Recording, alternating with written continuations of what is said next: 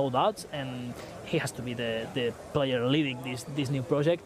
Now he's leaving the pitch, of course. Warming up is finished, and well, few minutes remaining to see the debut of Koeman, the debut of lots of signings.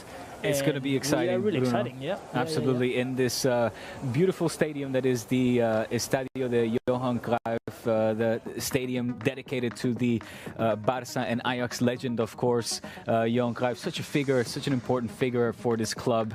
As well, the players are now back in the dressing room, so shortly kickoff will be taking place. And yeah, we're gonna see now really interesting images, because this is the shirt that Barcelona will use today, of course, with the colors of La Señera, the flag of Catalonia, and Barça TV Plus there, of course, there in the left part of the shirt. Of the sleeve, yeah. We will enjoy, of course, all pre-season live here on Barça TV Plus, and well, a nice shirt, no, Diego, to play today. A beautiful shirt for a great occasion, and again, I'm just so happy we're going to be able to see the match, and the viewers will be able to see the match as well, live and exclusive on Barça TV Plus.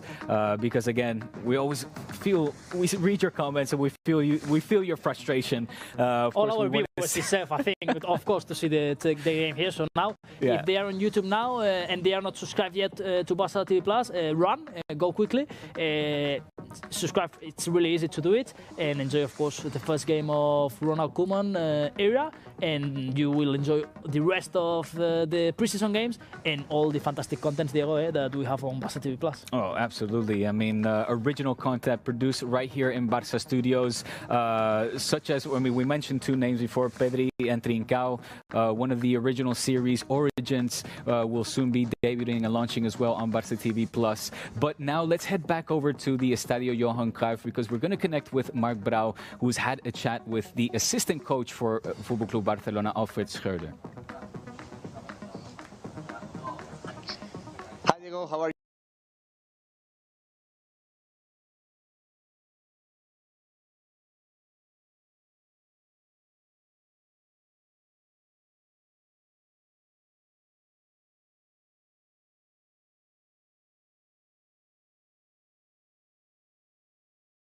The best RPG on PC is seconds away. Download now on the Plarium Play Launcher and get ready to raid.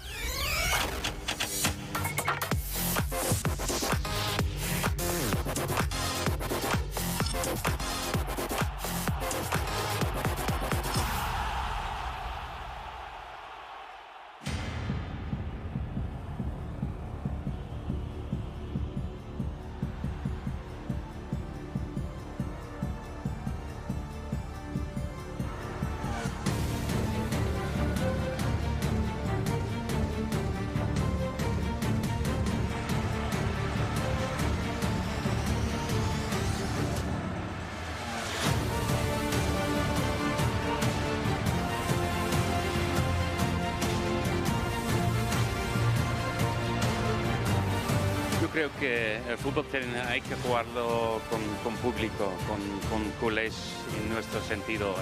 Y esto es una lástima, pero aceptamos el momento que todo el mundo estamos. Entonces sí es especial, pero un público, un campo lleno, ha sido totalmente diferente.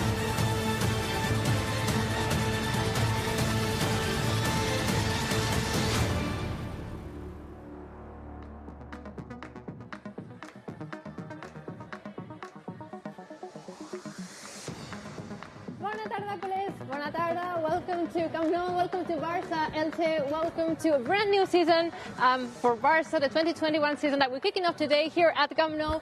Just like the last games that were played last season, this one's going to be played behind closed doors. There won't be any fans attending today, the 55th Joan Gamper Trophy, this traditional game that's held every year before the actual start of the season. And it's been, can you believe it, it's been 2 months since the last pre-match show. Okay, come here.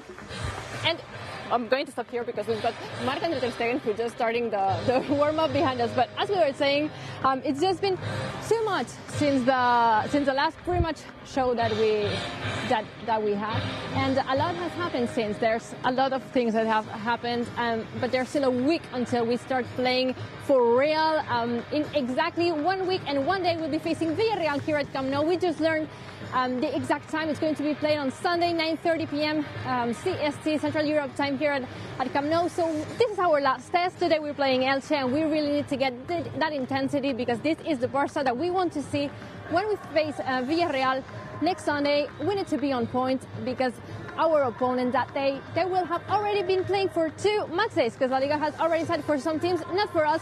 So this is our last chance to prove that we are ready to start this new competition, this brand new season. Before we move on, we already know the lineup. We know the 11 players that Koeman has picked for this first game of the season at Camp Nou, and it goes this way.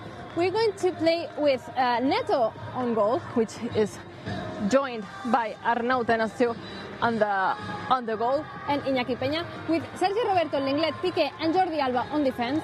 We've got Sergio Busquets, Frenkie de Jong and Coutinho in the midfield, and our forward line is going to be for Messi, for Ansu Fati and Antoine Griezmann. So you've got the lineup on your screen, you can see now, and I'm going to correct myself because of the energy, and I just heard the music of the goalkeepers warm-up song playing behind, and I just assumed that Marc-André ter Stegen was warming up, but he's not, because we've got Neto, Iñaki Peña and Arnau Tenas warming up behind me at the moment. So as we were saying, today we're playing the 55th edition of the Joan Gamper Trophy, which I'm sure you already know, culés, but it's the friendly tournament that's held every year at Camp Nou.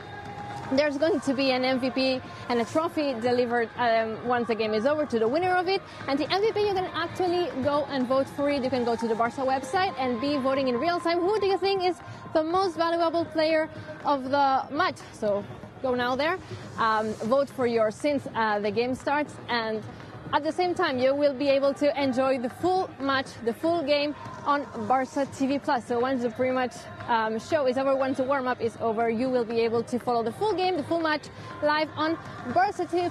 Something else I will have today, you will be able to see what the squad looks like at the moment, what's the official presentation for the 2021 season. That's a video that you will be able to see here in exclusive on the Barça Live show. It's going to happen towards the end, so be sure to tell your friends to join in and discover who and what does the squad looks like for the upcoming season. And after that, kickoff and time for Barça TV+. Now, at the moment, we're joined at Barça Studios by my rostro, and I'm sure you can see me. It's been a while. I want to know how have the holidays been, Maya? It's been a while. Hello, Georgina. Well, super good. Everyone needs to rest. But how about you? How was your holidays? Absolutely. No, they were good. When I was preparing the show, and I was like, it's been 2 months since we last say, Buona tarda and welcome to Camp Nou. Well, it was a game at Vitoria against Alaves, the last game of the season. But can you believe it? It's been 2 months, and so many things have happened since then. But today we're kicking off a brand new season, and we've got this lineup. Can I ask you your thoughts and whoever you're joined by at the studio? Yes, well, actually, before starting with this, we want to remind to all the fans that are watching us from social media, they have to go to Barça TV Plus if you want to see the entire game, the reaction, the highlights, and the best content possible.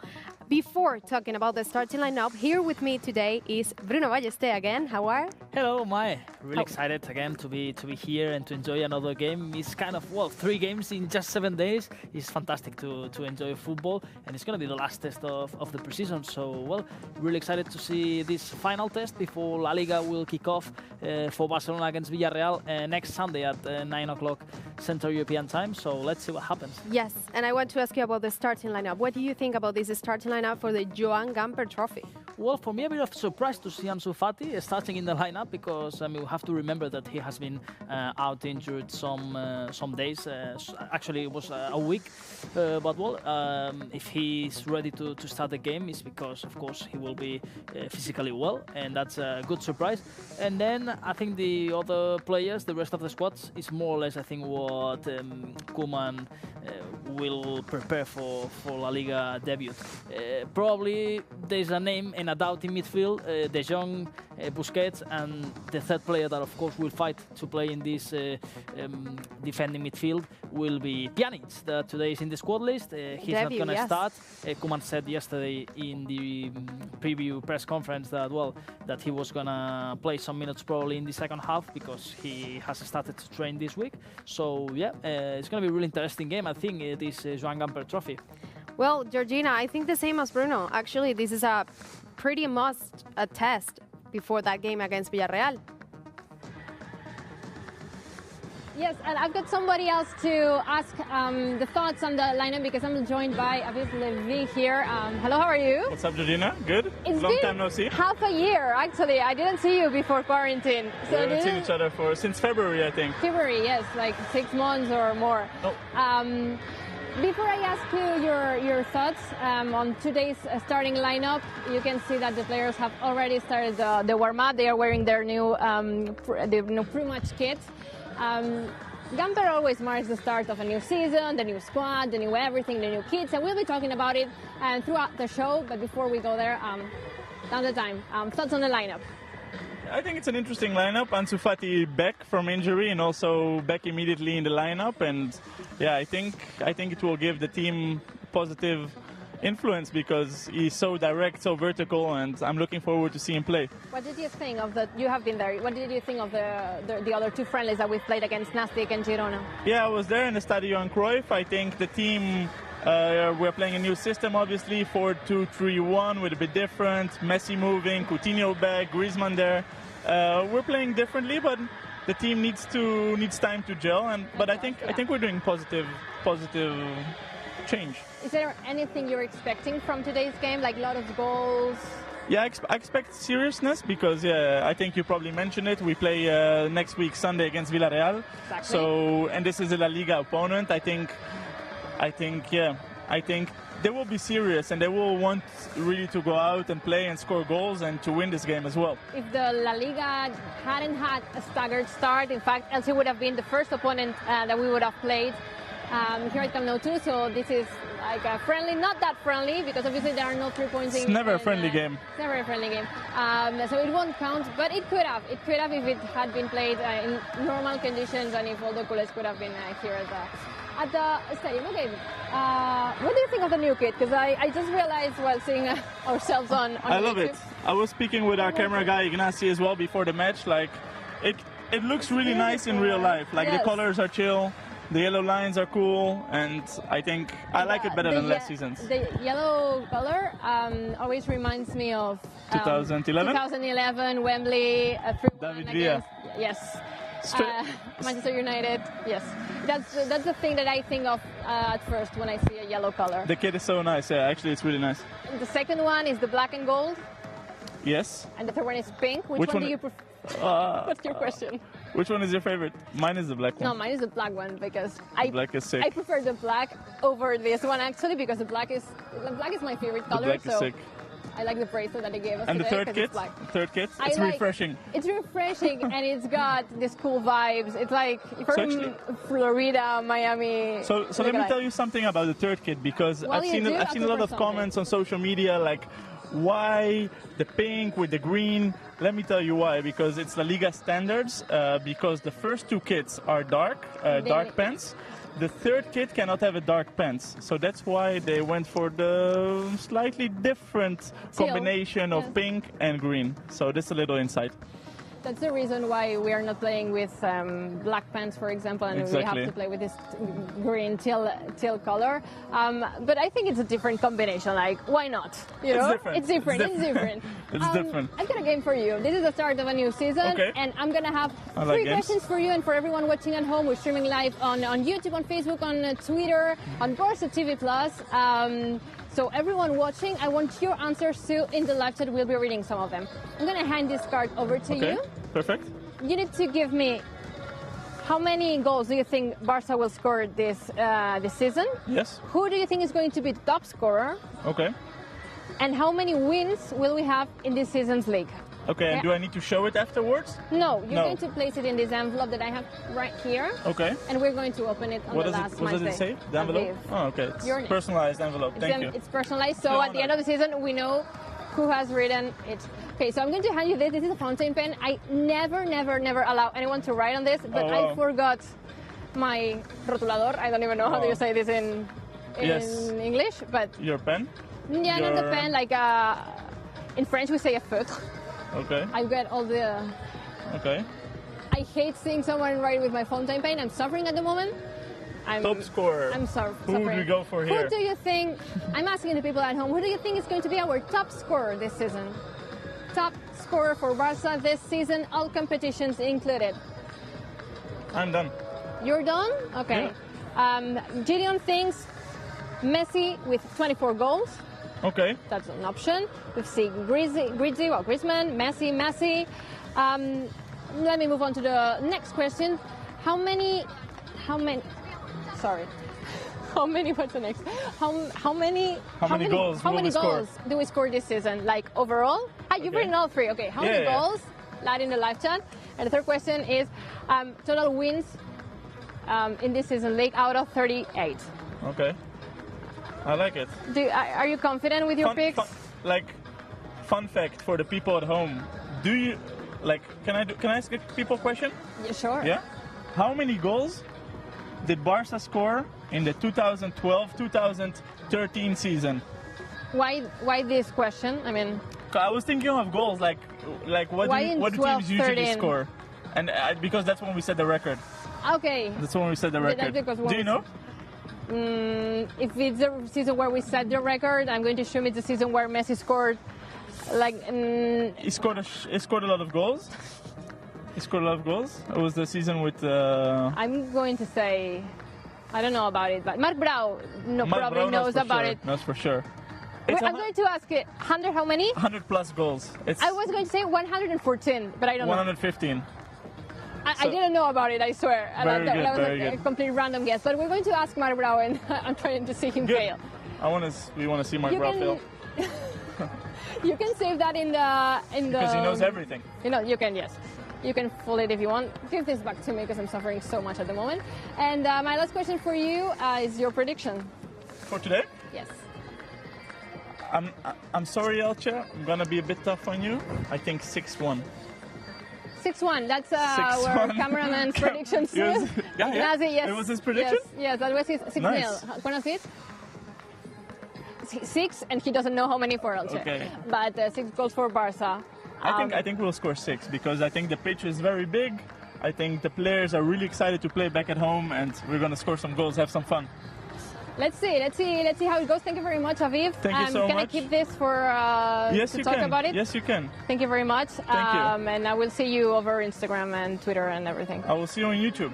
Yes, we're now everywhere. We're on YouTube, on Facebook, Twitter. We'll see each other. I'll see you during the game. Of course, with some distance, with a few seats between us. Sure. Socially distanced. Socially distanced. Thank you, guys. See you soon. See you, Aviv. It was nice to have someone actually with me here on the pitch because it hasn't happened often in the last few games where with all the COVID protocols and safety measures we are so alone in these stadiums that are empty, no fans. It's sad, and especially for a game like today where Gamper is.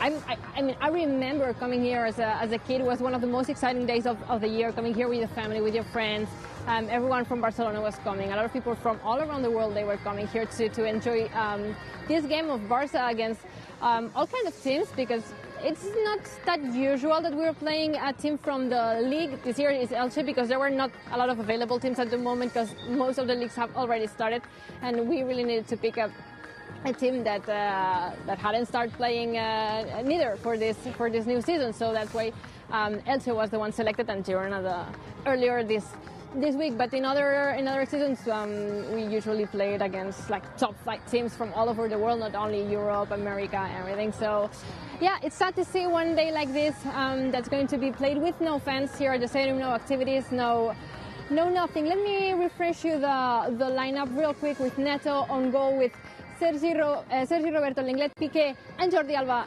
in defense, with Sergio Busquets, Frenkie de Jong and Coutinho in midfield, and Messi, Ansu Fati and Antoine Griezmann on the forward line. Aviv and our camera Ignazi said that we're scoring 6 goals today against Elche. I'm saying we're scoring 4, and 4-0 is my prediction. I'm going to ask my and Bruno's one, and everyone at home, leave your prediction in the live chat now. Well, Georgina, my prediction is 4-1. I'm giving the chance to Elche to score 1 goal. I obviously prefer the clean sheet, and I want to ask Bruno, what's your prediction? I'm gonna go for 3-0. Yeah, so same number of goals like in the game against Nastic and against Girona, but today with a clean sheet. Let's see if Neto can keep his first clean sheet. That, of course, will give him confidence before the start of the league. Okay, so I see that you are all very, very confident with today's game, this game against Elche. Let me read some of the results that you're leaving on the live chat. We've got Jamil Khan saying 7-1, Zeus Shadow saying 5-1, Amanita today, Christian Murti 10-4. I think this is a bit too optimistic. Jamal Hussain 5-0 for Barca, Tushara 7-0, 4-0 for Antonio Llanes, a couple more, Rabia Gui 3-0, and a Cobra 5-0, another manita for us for today. Remember that you will be able to see all these potential goals that can happen today on Barca TV Plus once Barca warm-up show is over. And in case you don't know how to access Barca TV Plus, well, it's everywhere. You just type that on your browser and you go there. Or if you're watching on YouTube or Facebook, you already have the link in the description box. So just hit that and go subscribe on Barca TV Plus to see and enjoy the full match for today against Elche. Gamper, start of a new season. We were talking kits with Aviv, and let me show you that today's kit has something special, because, well, this is the regular kit, the one that I'm wearing, but we've got slightly different, a couple differences today. Not only the players will be wearing a culés work here just between the crest and the Nike logo, but we've got this Cupra logo on the side here on the sleeve of the shirt. And what makes this special, the fact is that this jersey is going to, well, the players, once the game is over, they are going to sign their own jerseys, and they will be auctioned off with all the money that we raise there. The Barca Foundation and Cooper are going to give it away to programs in the research fighting against COVID-19. So this is also the reason behind this 19 number here. It's a pretty good initiative by Barca and Cupra, obviously, so that's the reason. When you see that on Barca TV Plus during the game, when you see the Cupra logo on the player's sleeve, you can think about it. It's raising funds against this terrible disease, COVID. Well, start of a new season also means that we've got new signings, that we've got a new coach, we've got so many things going on at the team right now, and I want to know at home, what's the player that you're most excited about for this 2021 season? Which is the player that we've signed, or the player that's come back from loan? One player from the reserve team that might have might be the big break for this season with the first team. Who is the player that you are most excited about for this season? And mine, Bruno, I'm asking you the same question. Who's making you some light in your eyes? Why? I have to decide just one. I will say Pedri, but Pedri and Trincao, I'm just like marvelous, like whoa. Bruno? I will go for Miralem Pjanic. Hopefully he will debut today, and I think he's an experienced player that will be really important in this season for FC Barcelona. Mai, you had the opportunity to interview Pedri, if I'm not wrong. Yes. So, did you pick it for that reason? Is it only pure football reasons? Or, no, but tell us a bit more about him. What did you feel from that? Apart from that, is because many other people that have a lot of experience in the second division told me like he's so great, and after seeing those matches and a lot of videos from him, actually with 17 years old, it's like he's 17 years old and he's amazing. Sorry, Maya, we just got a ball over here, but I agree with you. In fact, my best friend's girlfriend is a professional football player. She plays in the Canary Islands, and she said, "You don't know who you just got as a transfer. He's going to be amazing. I'm so happy that you got him." That's from the moment that Pedri was announced when we interviewed him in a live call during the quarantine period. So imagine all the months that he's been saying he's going to be amazing, and we've seen the connection that he has with a few players. Hopefully he can get some minutes today. Trincao, Pjanic, more like Conrad de la Fuente. So a lot of them. Let's see if they can get some minutes today here at Camp Nou and have their official debut. Well, it's going to be a friendly, but their debut with Barca here on Camp Nou, because it's always special. So keep giving us who are you excited about for this 2021 season on the live chat. We're reading you. And I'm seeing a lot of comments on Coutinho. For example, Gamer Tamizan is saying that's happy for Coutinho being back with the team. I think he's also going to be great with the new system I think was talking about. We still need some adjustments to be done here, but it's a promising start, and I'm sure that he can bring a lot to this new team. A team that's coached by a new manager. We've got Ronald Koeman on the bench. He's also going to be sitting on the bench for the first time at Camp Nou in his career. So today is going to be his debut here at our home. My question for you is to pick an emoji for Koeman at the moment. Leave your emojis in the live chat. And Maya, Bruno, give me yours.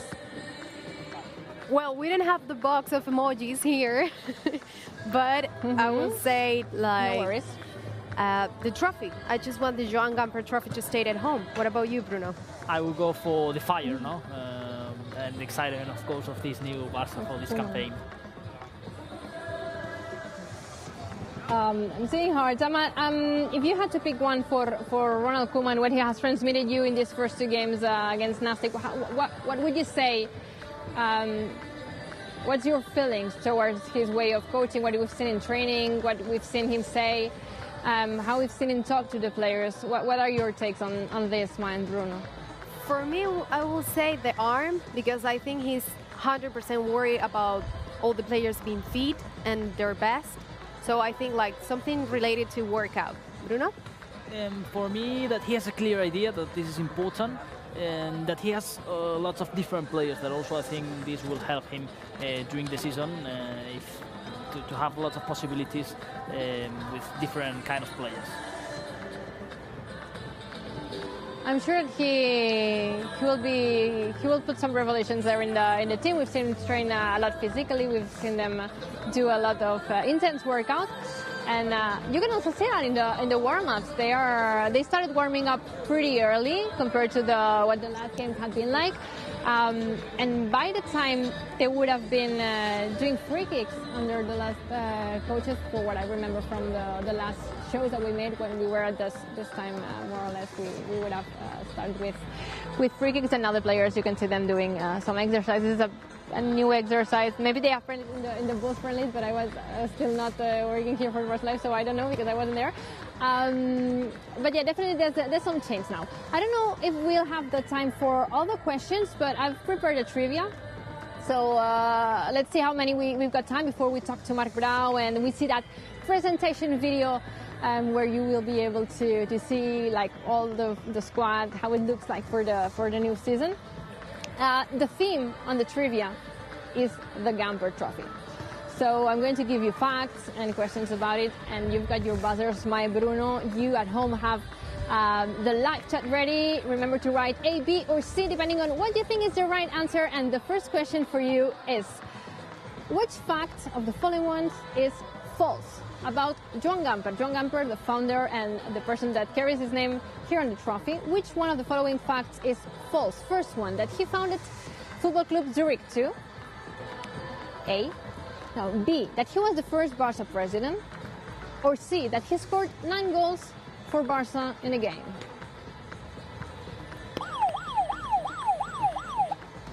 I know this one for sure. It's little B. He was not the first Barca president. How did you know that? How are you so sure? I'm sure because I'm reading a lot about this. She's reading a book about Yes. Gamper, so yeah, good advantage for her. Okay, no, yeah, you're right. Everyone who wrote B on the live chat is right because he was not the first president of Barca, contrary to what a lot of people think. He was the founder of the club, but not its first president. And let's move on to the second question. Which one of the following teams has won the Gamper Trophy, besides Barca, obviously, more than once? Is it A, Football Club Köln from Germany? Is it B, Liverpool? Or is it C, Santos Football Club? Super Yeah, quickly. I know this one because I've been preparing the stats for the game commentary, and I think it's A, Köln, with 2 trophies, I think. Absolutely right, Bruno. Absolutely right. People don't really know a lot about Gamper because I'm seeing a lot of mixed answers here on the live chat, at least on YouTube. I don't know about Facebook or Twitter at the moment, but on YouTube, you need to study more. You can call Bruno and Mai, and they will inform you. 1-1. Let's move on to the third question. What happened back in 1996? What made that Joan Gamper special? Was it A, played outside Camp Nou, like in a different stadium? Was it B, because Barca did not participate in that Joan Gamper? Or C, was it played on Christmas? Do you know it, really? I think it's little A. Outside Camp Nou. It was the only time we played out of the Camp Nou, the Joan Gamper Trophy. She has been reading about it. Am I right? Yes, That's also you're in right. the book. That's also in the book you're of right. Joan Gamper, or what? Yes. Yes, it is. Yes, it is. Yeah, it was played at the Estadio Olímpic of Barcelona. Do we It's know a place where Espanyol also played a lot of. Yes, because Camp Nou was undergoing some works, some constructions. Yeah, and this is the reason why it was played. It had to be played outside during that summer. I'm imagining in a few years, like the Georgina of the future doing a trivia and saying like, what made 2020? Well, 2020 is Gamper special. Like, was it because there were no fans at the stadium, or because this is a huge difference. Like not having in one of these festive days, not having culés here supporting the team to see the presentation feels weird, but it's what we got. At least we've got football. So question 4. What made 1984's Gamper special? Was it A, the first time? Sorry, because okay. No, give it to me. No, you give it to me now. A, B, or C? It's because it was in our screens, but I'll imagine it's Maradona. Bruno, A, B, or C? B, Maradona. B, Maradona, A, B, or C? I would love it to be C, I have to say. But the truth is you're wrong, Bruno. This is A. Boca Juniors faced Aston Villa, and it was the first time that an Argentinian and an English team faced here in the Gamper. It made the headlines the next day on newspapers all over the world because it's the first time that 2 teams from Argentina and England played after the Malvinan Wars. Exactly, it was because of the Maldives Islands.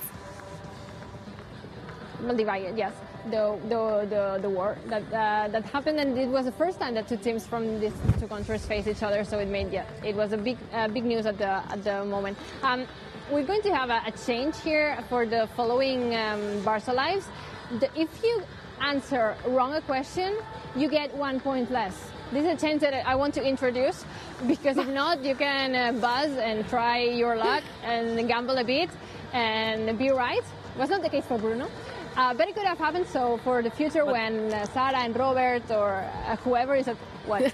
But if it's ABC, we have to do like in school and in university, 0.33 or 0.5, no? Because I mean, there are 3 options. It's true. I didn't remember.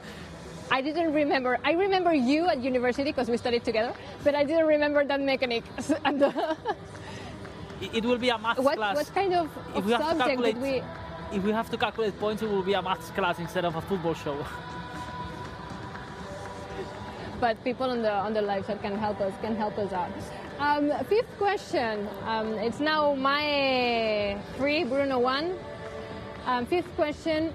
Which year saw Messi's outstanding Gamper performance? Was it A in 2003, was it B in 2004, or was it C in 2005? Live chat, I know you know this one. B, 2004.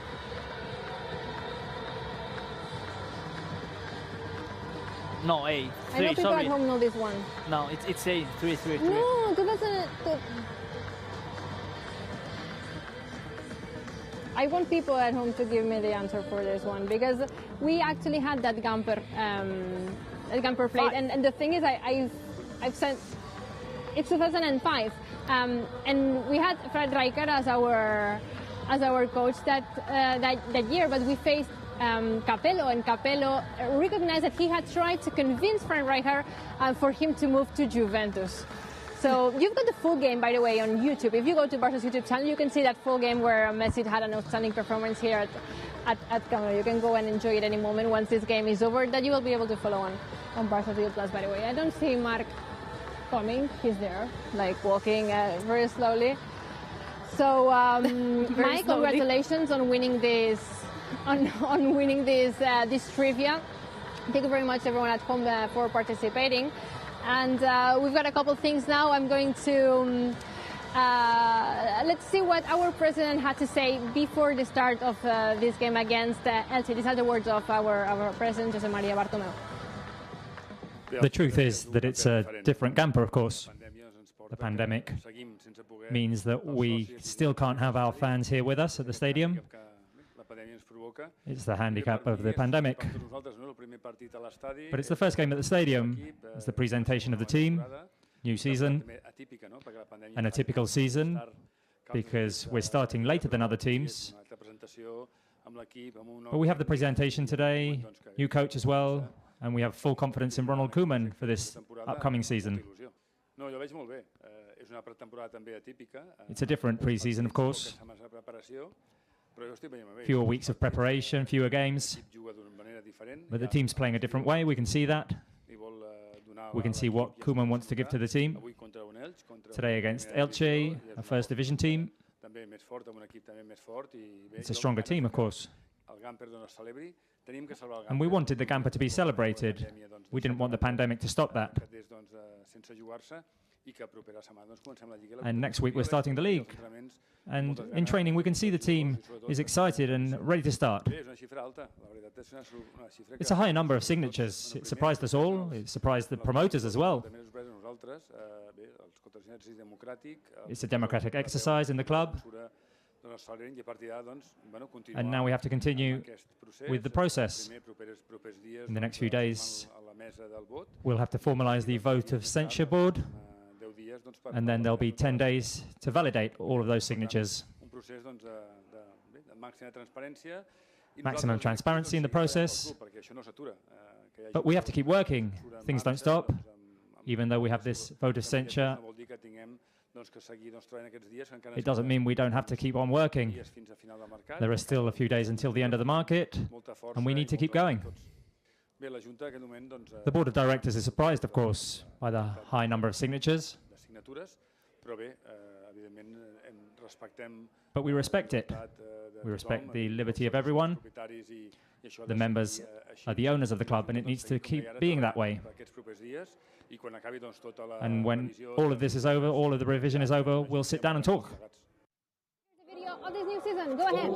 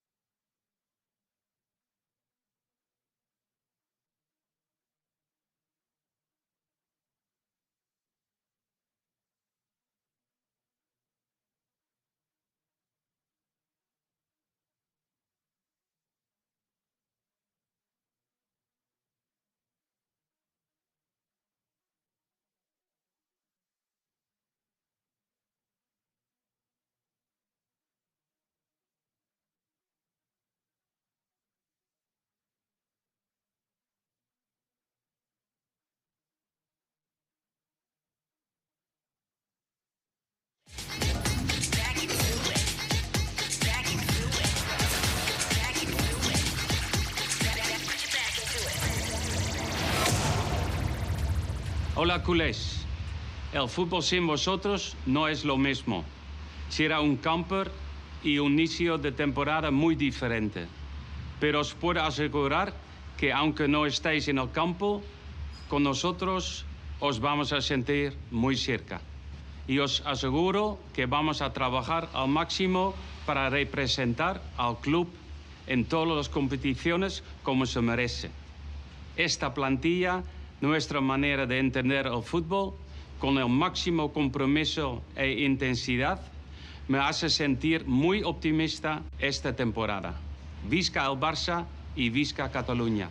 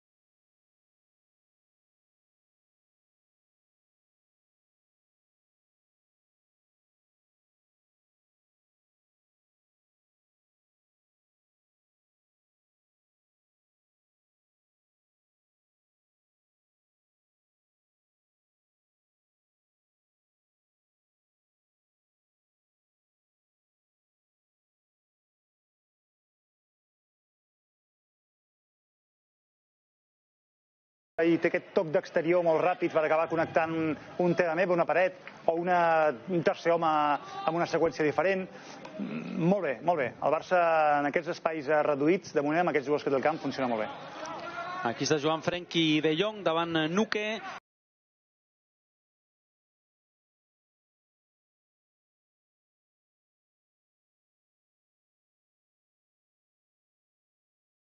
See as the season moves on if Koeman tries out different things, but so far it looks like we're playing with those two traditional midfielders as Lionel Messi makes a run forward, combining with Ansu Fati. Messi to Coutinho. Here's Felipe Coutinho looking for an opening. The shot goes into the hands of Edgar Badilla. Second chance for Barca. The first one went in. This one well saved by the keeper. But Coutinho's been quite impressive in these first two games, and here in the early minutes of the game, creating his own opportunity. Now Barca force a throw in on the right-hand side. Langley.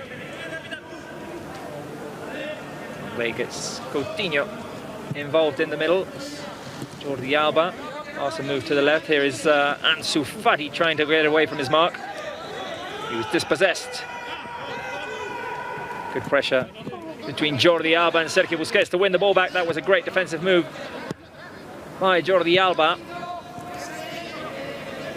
First 10 minutes played, Barca 1, Elche 0. The goal was scored by Antoine Griezmann in the second minute after a great move by the team with Lionel Messi finding Jordi Alba on the left. The cross by Alba was met by Griezmann, who scored easily. Second goal for Griezmann in this pre-season after the penalty he scored against Nastic. Here is Ansu going one-on-one and tripped over. Also will have a chance to cross the ball in from the left-hand side. So was tripped by Yosan there. Clear foul. And probably not a yellow card because this is a friendly. Yeah? But exactly. It was also a good chance for Barca. It'll have to be something quite harsh to see Carlos Calderina Pavón reach into his pocket today. Messi will be in charge of putting the cross inside the box.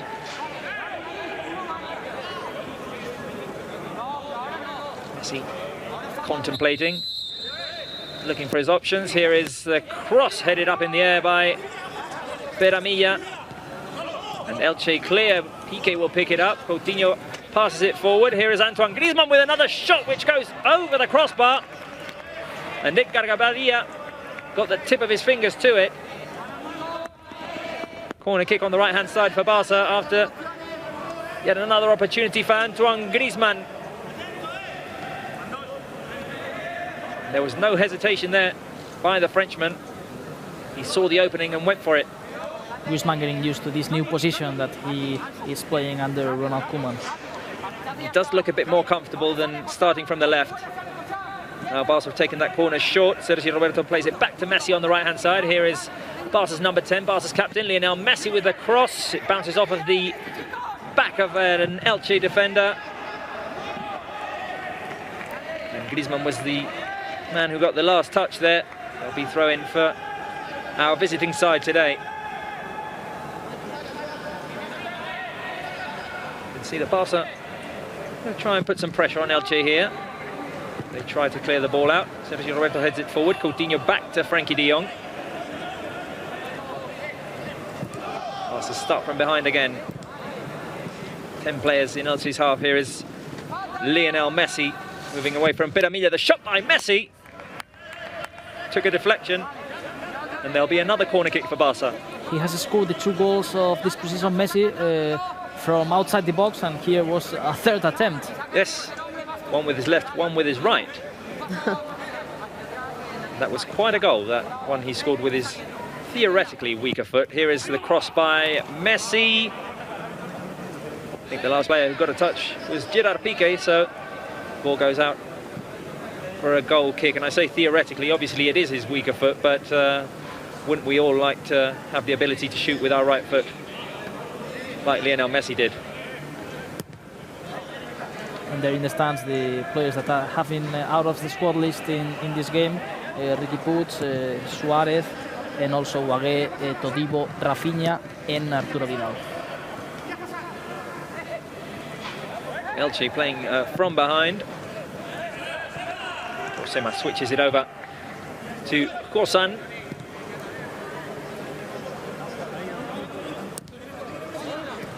Barca not putting terrible pressure on Elche, but the away side are struggling to make it out of their own half at the moment.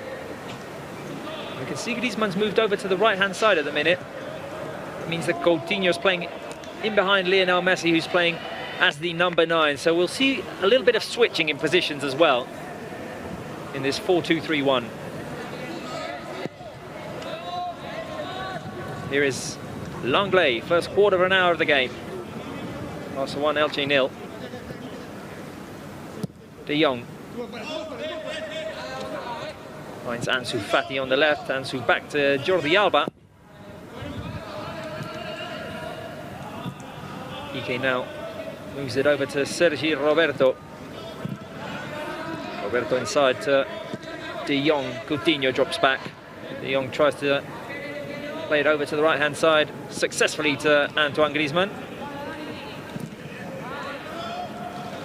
Also moving it around, looking for openings. Ike, Sergio Roberto, making his way forward. He has Griezmann to help him.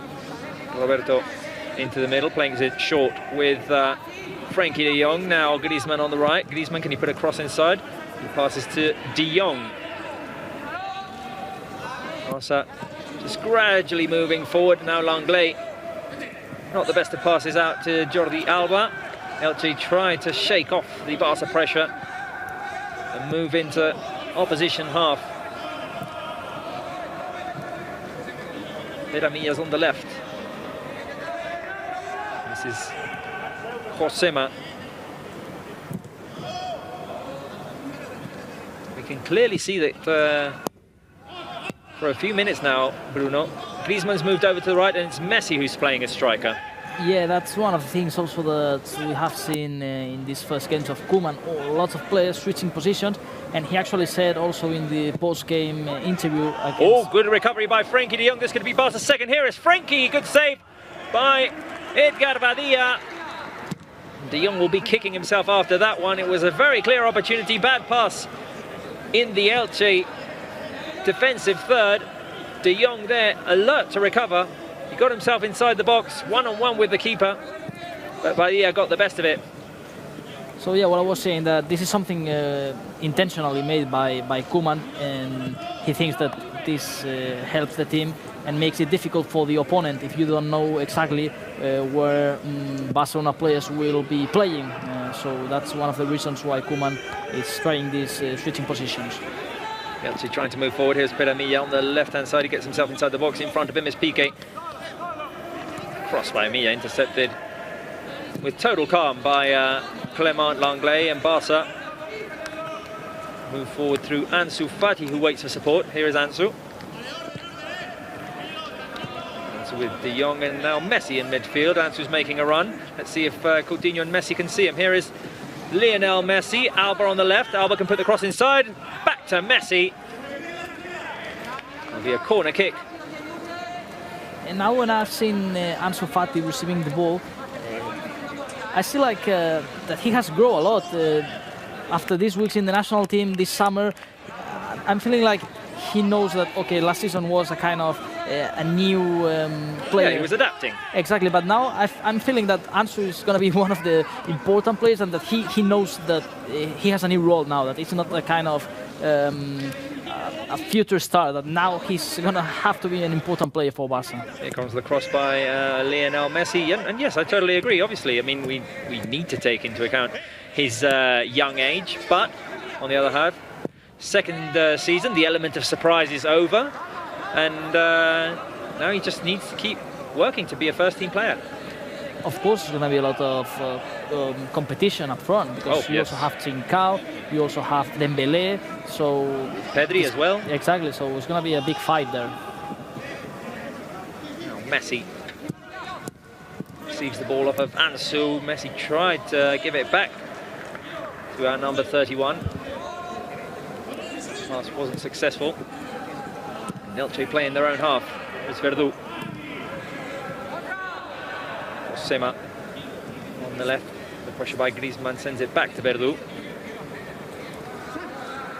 And talking about that, Robert, I think it's important for Koeman to have players like Ansu or Dembélé or Trincao, because all of them, the young players, they normally can play in both sides, left or right, which is like, you never know what you're going to face, you know, against Barca if they want to switch sometimes.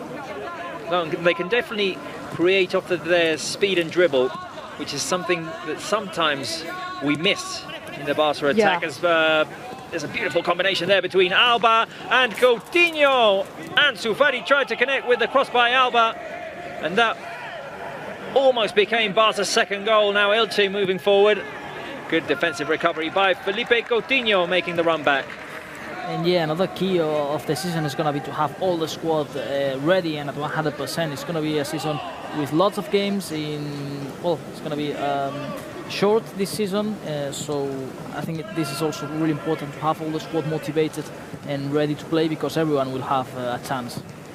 Well, we've seen Alba make quite a few runs forward and put in a couple of very dangerous crosses. It was a weird season, the last one for Alba, with many injuries, especially at the beginning. Then after coming back from the lockdown break, he did have a couple of issues as well. He missed a couple of games, so never fully got into rhythm. Yeah, but it seems like now they're, him and the rest of the group. Oh no, right now, and let's hope it stays that way, they look fully healthy. Yeah. And let's hope that Alba can get back to his best level. As a foul was called against Elche. A clear one as Busquets' right foot was trodden on. And we'll see if Lionel Messi can go straight for goal here. It's quite far out, but it's Messi. It's Messi, exactly. Yeah, and not his natural position, because this foul is in the left, but yeah, of course it's Messi. And he has scored goals from here and from longer distances. And from weirder angles. Yeah. Here is Lionel Messi. Will he go for the cross or will he go for the shot? We'll see in just a few seconds. Here is Messi, of course, the shot, and Edgar Badía has to fly there to punch it away for a corner kick. He also was close to score a free kick in the game against Girona. It was a fantastic save made by Juan Carlos. And again here, Edgar Badía. Really similar to this one. Yeah, he was in the same part of the pitch. If I'm not mistaken, it's the that was cleared away for a corner kick, and off of that corner kick, the Messi goal came. Exactly. Am I correct in thinking that? You're right, Robert, yeah. Now, Elche trying to run away with it, Ansu trying not to make the foul. Sergio Roberto will challenge it there up in the air. Foul was called against Roberto. Speramilla dropped down to the ground. And of course it's important in these games to start getting rhythm, but don't suffer injuries. Fortunately in the first two games, no injured players for Barcelona. But when you come back to the competition and to a high level after summer and some holidays, it's important to go step by step. And that's why in the first game, the players just played 45 minutes. And then the other day, they played so if you play an hour. Exactly. And let's see today how Koeman manages the minutes. That's a replay of the goal. Great find by Lionel Messi, connecting with the Alba run, and then Jordi Alba finding Antoine Griezmann inside the box in the second minute of the game. We've seen Barca create other opportunities. Griezmann, Messi, Coutinho as well. All of them denied by a good keeper, Edgar Badía, one of their key players in that run for promotion into the first division last season. Yeah, he has been fighting a lot, and now he will play for the first time in the top flight in La Liga Santander after a long career in the second division, Edgar Badía. Well deserved. There he is, Badía, receiving the ball off of Gonzalo Verdú. We haven't seen much of our keeper so far, Neto. Elche been struggling to make it into Barca's half even. Which is good. Which is good, of course. Now they are in our half, as we speak of it, on the right-hand side. Looking for a cross. Here it comes, inside, cleared away by Piqué. Nuque keeps it alive, and the shot goes wide from the edge of the box. It was Tete Morente, one of their new signings this season. It's not easy to be FC Barcelona's goalkeeper because the teams can arrive just 1, 2 or 3 times in a game, and you have to be there to stop all the shots. But well, of course, Neto is an experienced goalkeeper, and I think that these 2 months, more or less, that Ter Stegen will be out injured, he will be a fantastic replacement. Exactly. Let's remind the fans that Ter Stegen will not start the season as he's recovering from knee surgery. So during the first few weeks, we'll see Neto start. Anglais clears it away. Alba, who lost view of the ball for a minute. Now Alba's gone down, play goes on. Piqué with the interception, corner kick. Now on the right-hand side for Elche. Alba still struggling down on the ground. Now he manages to make his way back.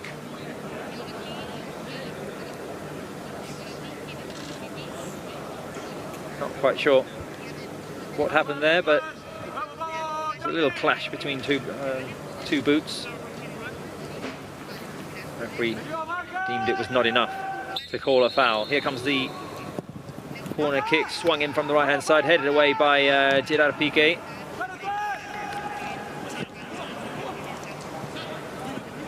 Elche on the right-hand side. Here comes another switch for the 40-year-old Nino, one of the most veteran players to play this season in the La Liga First Division, if not the most.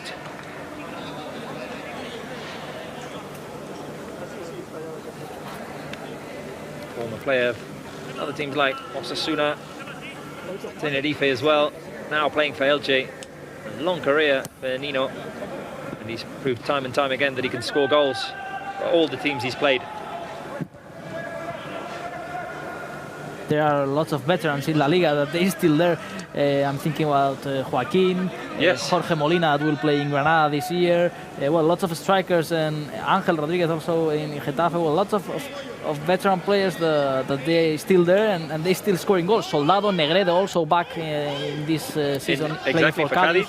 So yeah, it's quite exciting to see all these veteran players. And another veteran player coming back into the First Division, top quality player David Silva playing for Real Sociedad. Yeah, sure. Really, he has been out due to COVID-19 this first game. I don't know if he will have a chance this weekend to debut for Real Sociedad. But an important game against Real Madrid.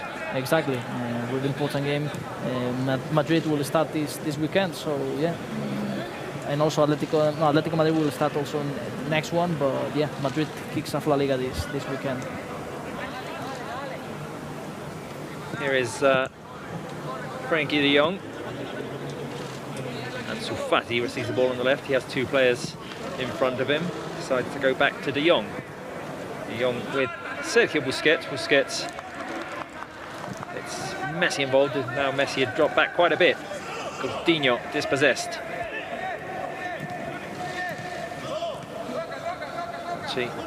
Playing in their own half. Alba could win it back for Barca. It's Frenkie de Jong who finally picks up the ball for the Blaugranas. It's Coutinho who can change the rhythm of things. Here is Felipe Coutinho making a run in the middle, trying to connect with Messi. It bounced off of an Elche defender, but Busquets now picks it up. 1-2 with Messi. De Jong. Messi. Wall of defenders in front of the Barca players. Now Felipe Coutinho tried to play it wide for Jordi Alba. Barca win it back again after a deflection. De Jong gets it into the box for Sergio Roberto, who heads it on for Griezmann. Griezmann tried to keep it alive. But the Elche defence rejected that ball. Of course, there'll be a throw-in for Elche. Sorry, Bruno. No, of course this is just pre-season, but I think with this new Barca we are seeing like the transitions are faster, no? The ball moves quickly around the pitch, and I think it's important, no? And this is a good improvement of this new Barca that we have seen in this first pre-season games. Of course, it's just pre-season, but I like it gives you an idea, yes. The point of transitions, that they are becoming fast. Elche playing all the way back to Edgar Varilla, who plays the long ball. Anglais sends it forward to de Jong. Busquets, long ball for Griezmann. Can he connect? Griezmann brings it down on his back. Wasn't quite what he was trying to do, probably.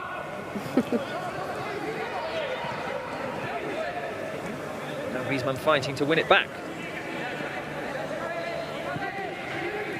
Pressure by Sergio Busquets and Antoine Griezmann. Busquets makes the foul. 29th minute, still Barca 1, Elche 0. The goal was scored by that man, Antoine Griezmann, in the 2nd minute of the game. With his new number 7 for him. Exactly.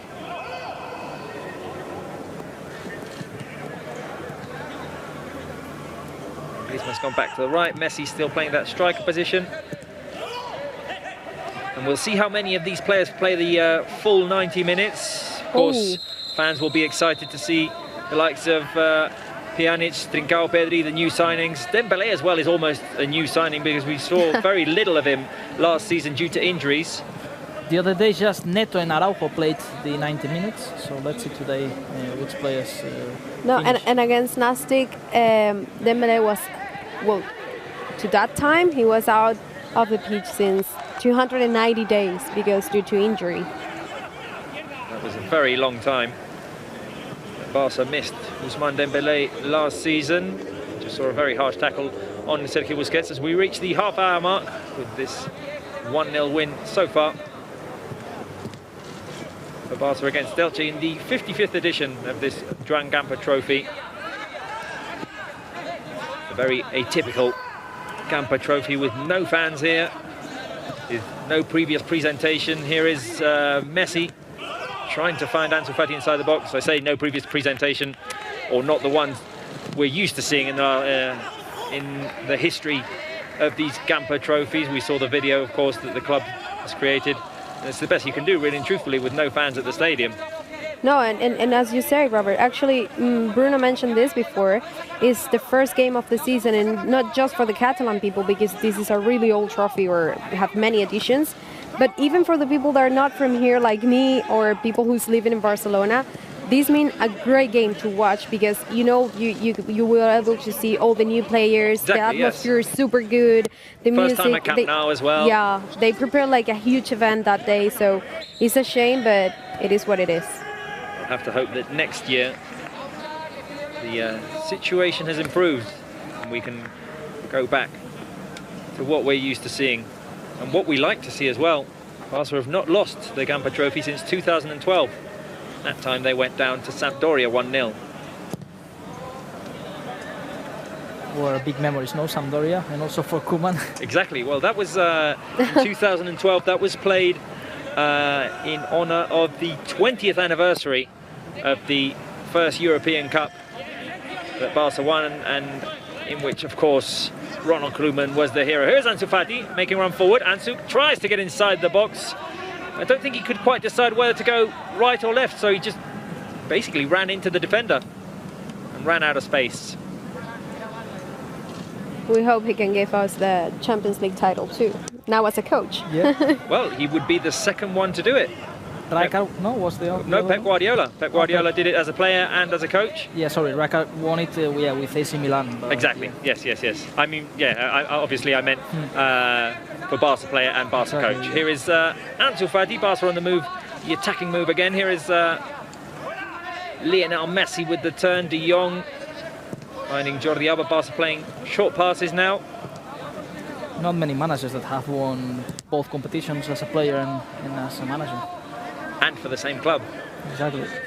Let's hope Ronald Koeman can put his name on that list. Busquets switches to the right for Antoine Griezmann. Good pass inside to Sergi Roberto. The cross by Sergi Roberto, headed by Felipe Coutinho. It goes straight into the stands. A good chance there for Barca, putting bodies inside the box. The cross came from Roberto, and the header was by Felipe Coutinho. Yeah, that now Coutinho was in Ansu and Messi like number 9, and Griezmann was in the right. So yeah, it's really interesting to see these switching positions between all the players. You definitely want to see as many players inside the box as possible when you get Sergio Roberto or Jordi Alba in those positions where they have to make the cross. And they're really good doing that crosses.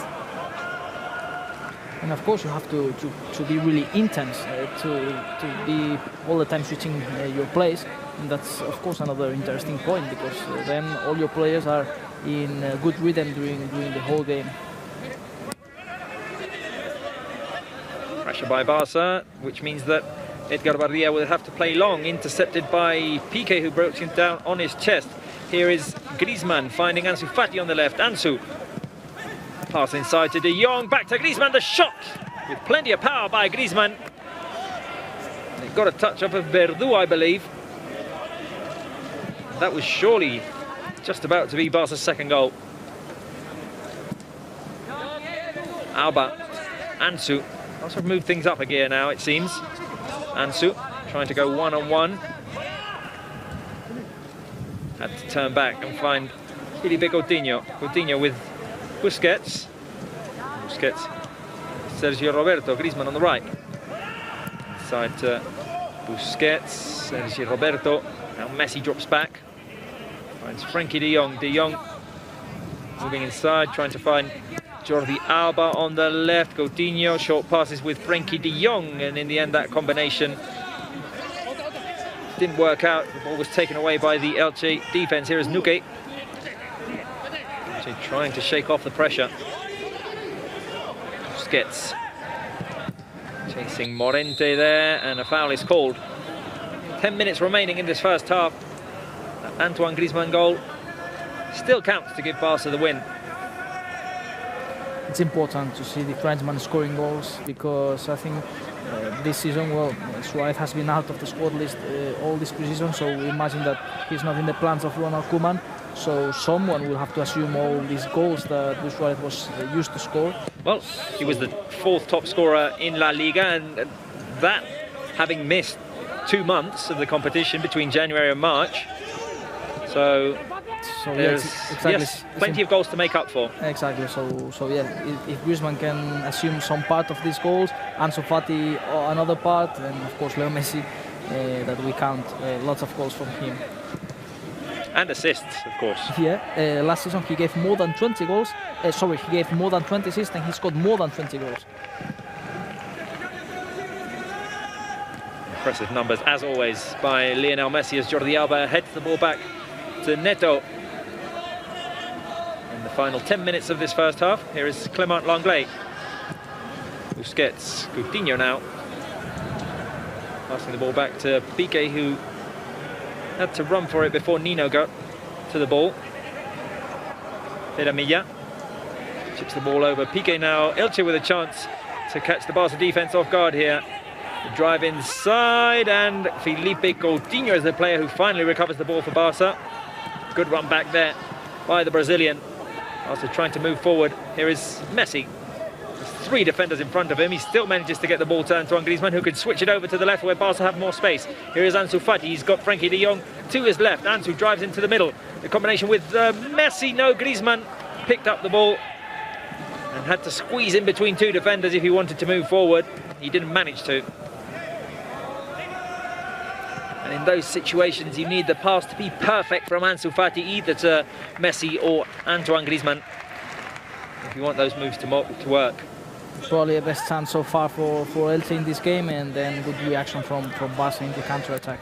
Well, Barca very quick to get bodies back, as the defense was kind of, well, had lost its structure with the ball being chipped over Piqué and Lenglet moving all the way to the right. But Barca did a good defensive recovery there. Here is Messi trying to feed Ansu Fati.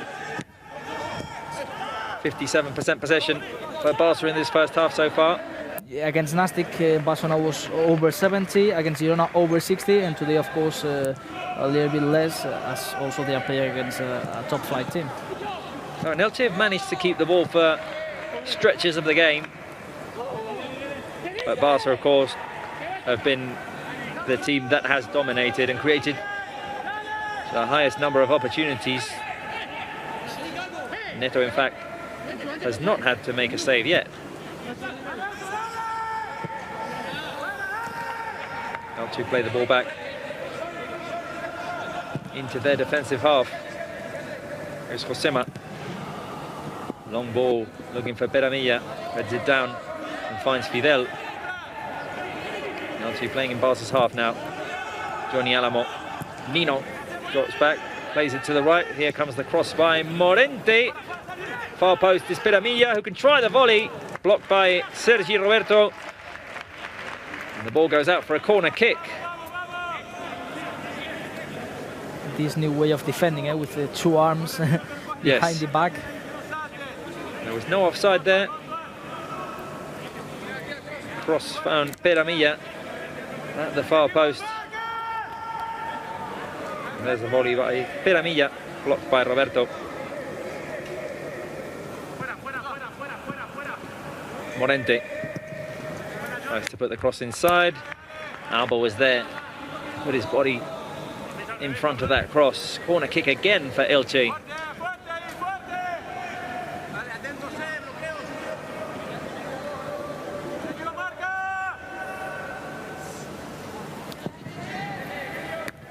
Screaming by Neto there. He manages to secure the ball up in the air.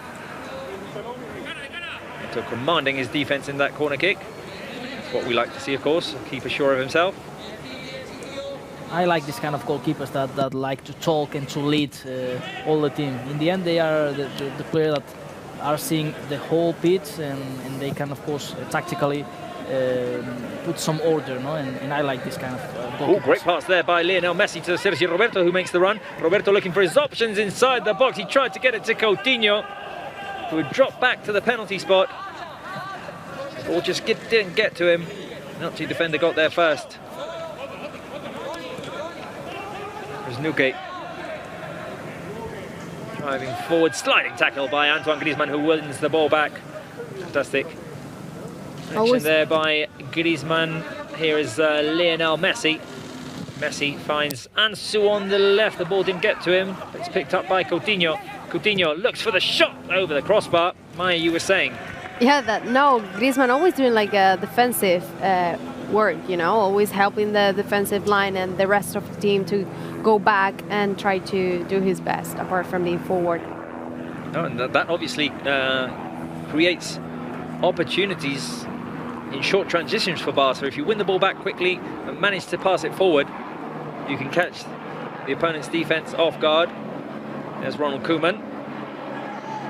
In his first game coached at Camp Nou as a Barca coach. It's no doubt a special one. Here is Coutinho, Messi. Messi tackled from behind, no foul called.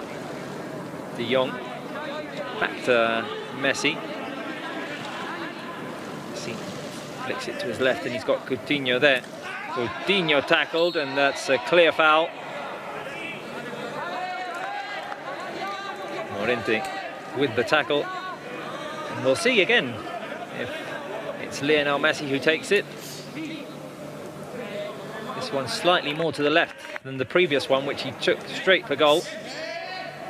Could well go for it again.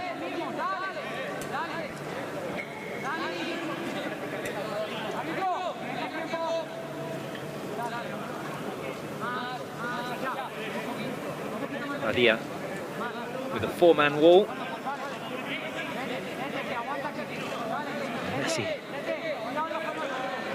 looking inside the box, see what's there. Maybe take the keeper by surprise. Waiting for the whistle. Here is Lionel Messi. He's going to cross it in now. Langlais Piqué with the header. And it goes over the crossbar. I think Piqué was just disturbed a little bit by Clement Langlais being in front of him there. Yeah, misunderstood there because both players were in clear positions. And yeah, I think Piqué there is apologizing to Clement Langlais. Or maybe the other way around, I'm not sure. Yeah, I think it was the other way around. There was no offside, obviously. And it's Piqué who gets the header. He's behind Langlais, but he doesn't get a clear view, I don't think. He can't get his body into the right position to head the ball because of Langlais' presence there. Good chance for Barca anyway.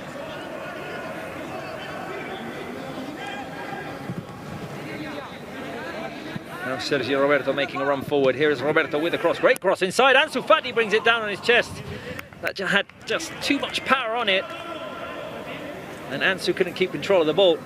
Minute and a half left in this first half. We'll see if Barca manage to score another goal before the half-time whistle. Bit of trouble there for Josema. Another good run forward by Sergi Roberto.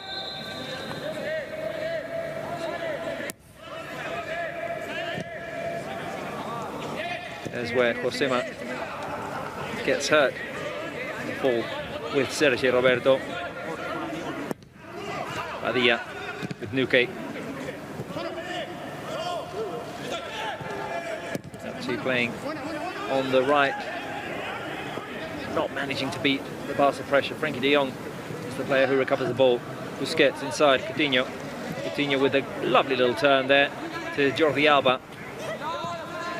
Alba inside, finds Felipe Coutinho.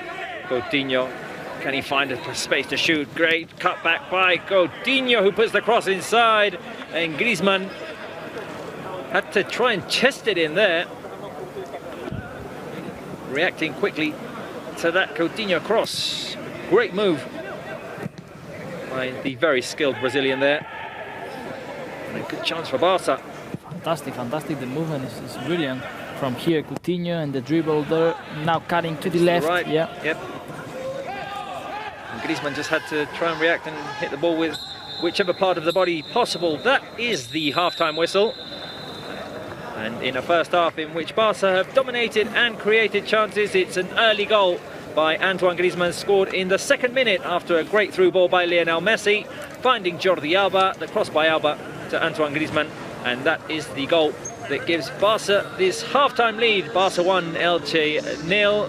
This game commentary will be back as the second half starts. I'm going to send it over to the studio with Maya and Bruno for this half-time analysis.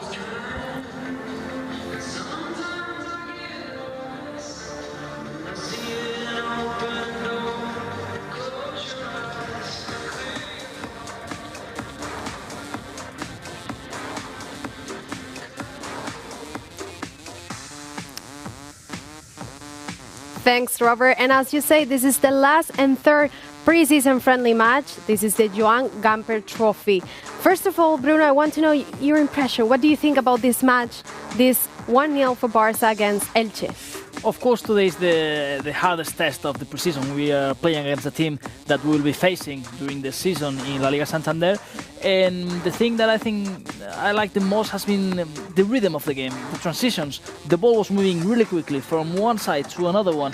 Fullbacks going up front, players up front, switching positions. There has been a lot of movement and good rhythm, and I think we have seen a good Barcelona in this first half, of course, against a difficult opponent, a team from La Liga Santander. And if you want, let's take a look on the starting lineup, because probably this is a clue or a key about what Koeman can do in the first match day of La Liga, which will start next week. So let's take a look in the first lineup for this first half. I think it will be quite similar. In defense, for sure. I think he will play with these 4 players in defense and with Neto. There is a doubt there in midfield, of course. Pjanic, if he also will be fighting there for a place, and Coutinho, but also up front, some doubts, because there are also players like Trincao and Dembélé that will also want to have a chance. But yeah, a strong lineup and a similar one. I think that Koeman will play against Villarreal next weekend. Yeah, could be. So let's take a look now on the highlights we have for this first half. It's 1-0. Let's remind the fans, 1-0 for Barca. The goal from Antoine Griezmann. Exactly. The so let's man. take Second a look. goal in this preseason for Griezmann. Exactly. After that penalty. Yeah. And now let's take a look if we have the highlights now. Yes, there we are.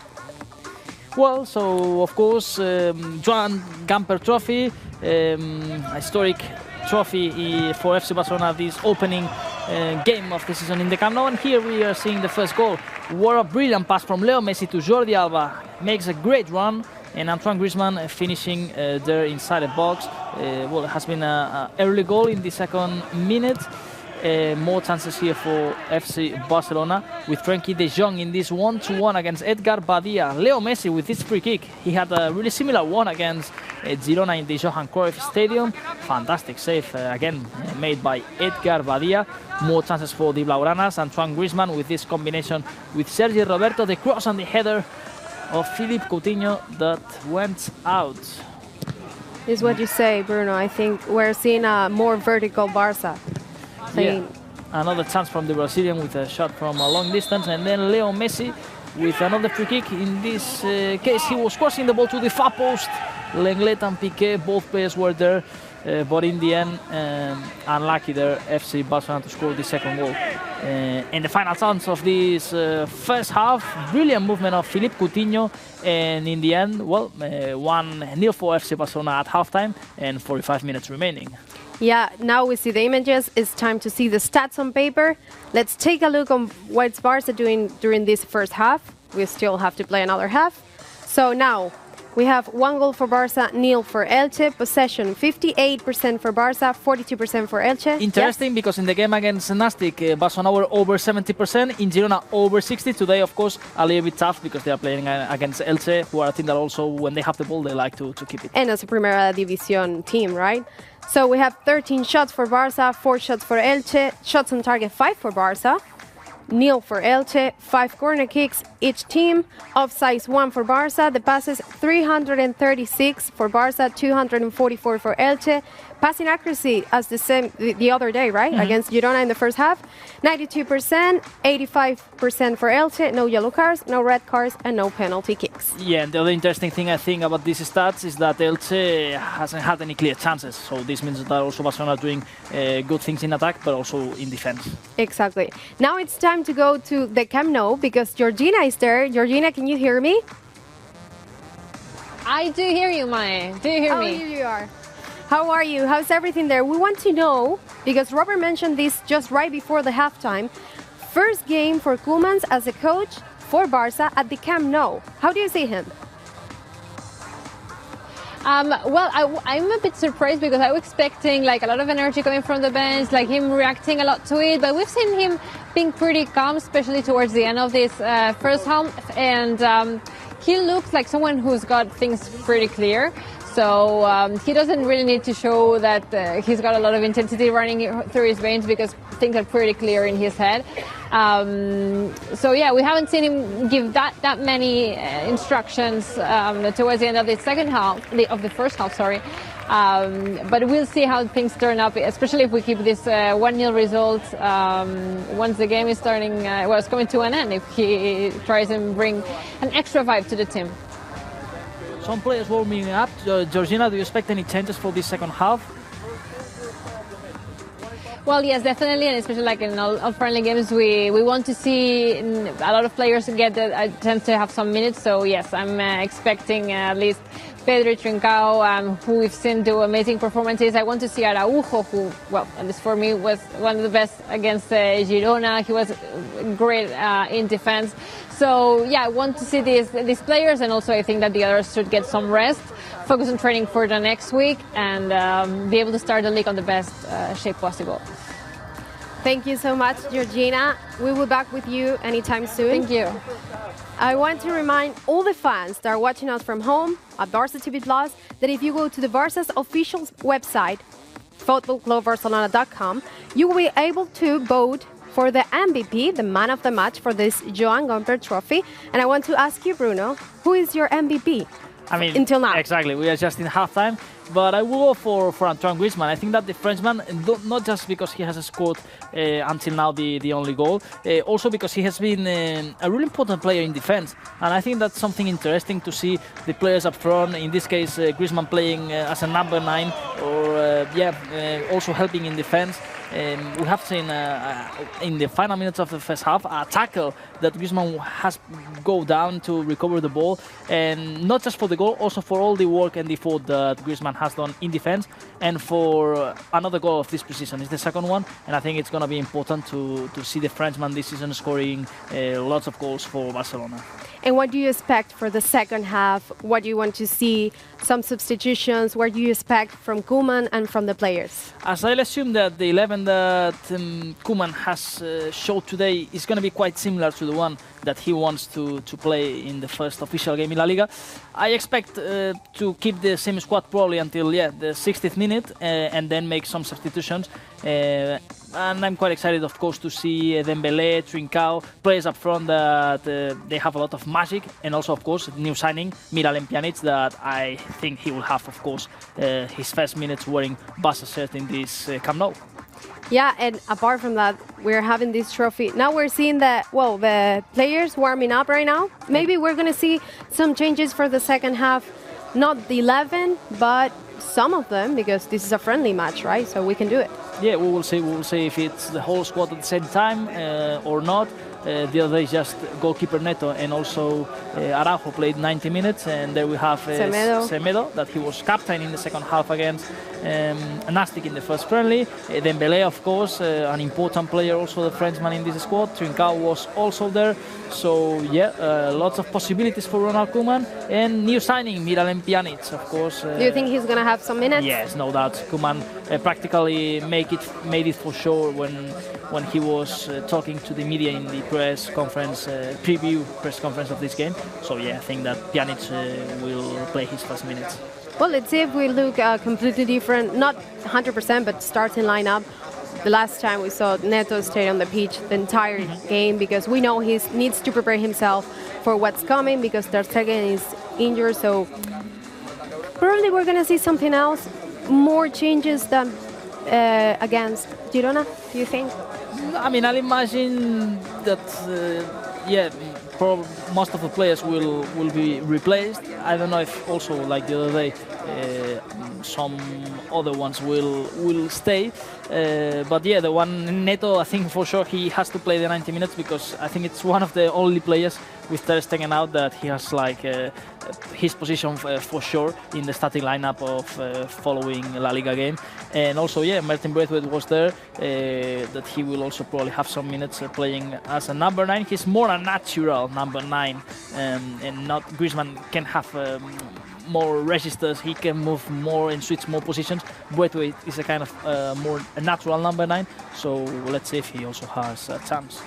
And I want to ask you, Bruno, I know today your MVP for now is Griezmann, but if you see the 3 preseason friendly matches, who has impressed you the most? Like the player you say, oh my God, I didn't expect this from him, or it could be someone from the squad, but he has probably a better season.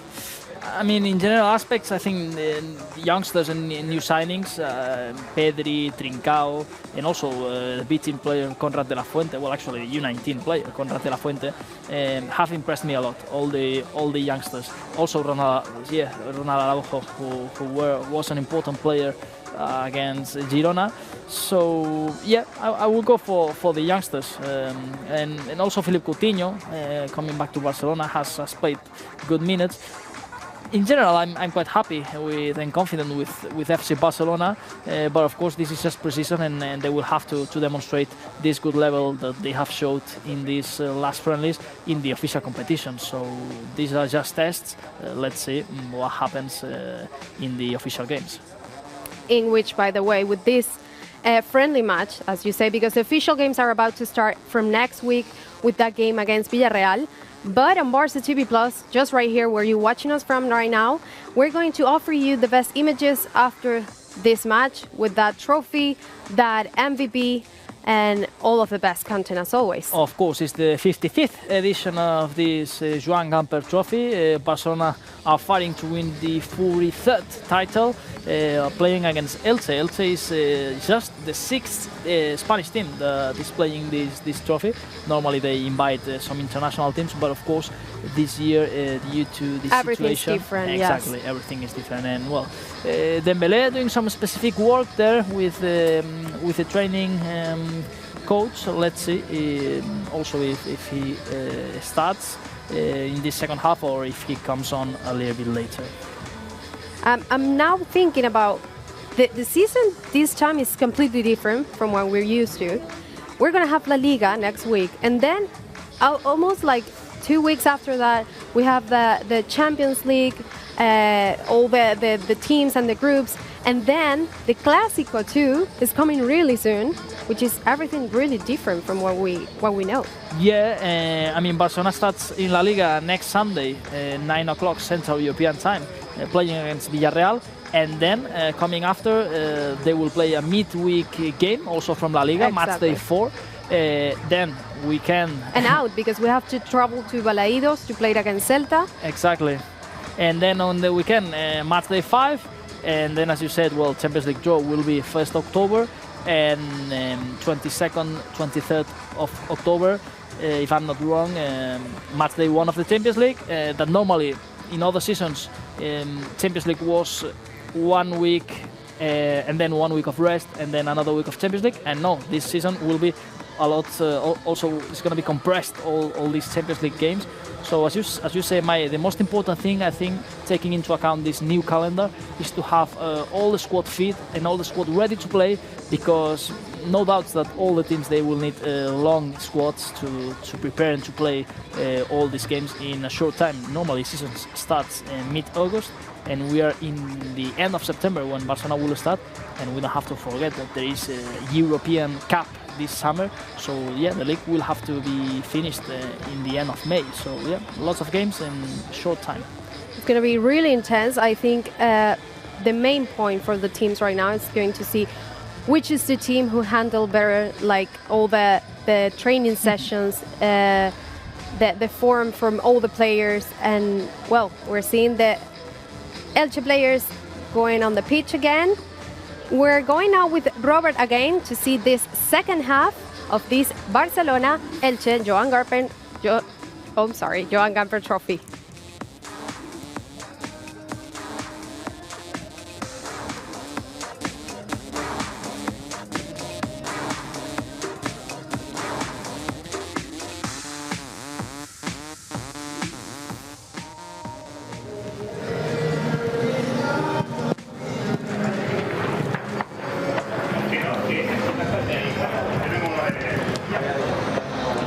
We're back for the second half of this 55th edition of the Joan Gamper Trophy. It's Barca 1, Elche 0 at half-time. The goal by Antoine Griezmann giving Barca the win at the moment. It looks like Barca will be playing with the same 11 players that started the game. That is Neto, Sergi Roberto, Piqué, Langley, Jordi Alba, Busquets and De Jong in midfield, Ansu, Messi, Coutinho and Griezmann up front. We've seen several players warm up.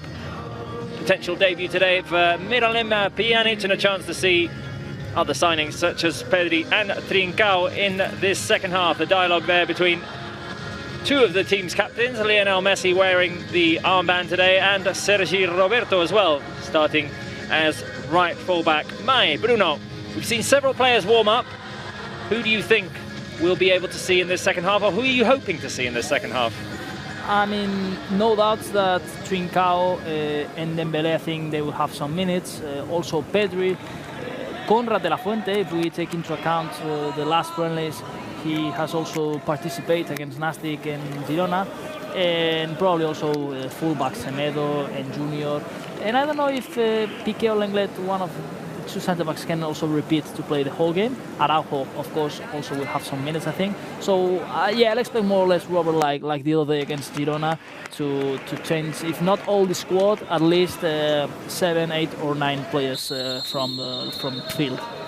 Well, the second half is underway. We'll have to see how many substitutions Ronald Koeman makes today, and we'll have to see next Sunday if he's given us any clues with this starting 11 today as to who will start against Villarreal in our La Liga debut. 7 days remaining until that happens. It will be on Sunday at 9 o'clock local time here in Barcelona at the Camp Nou.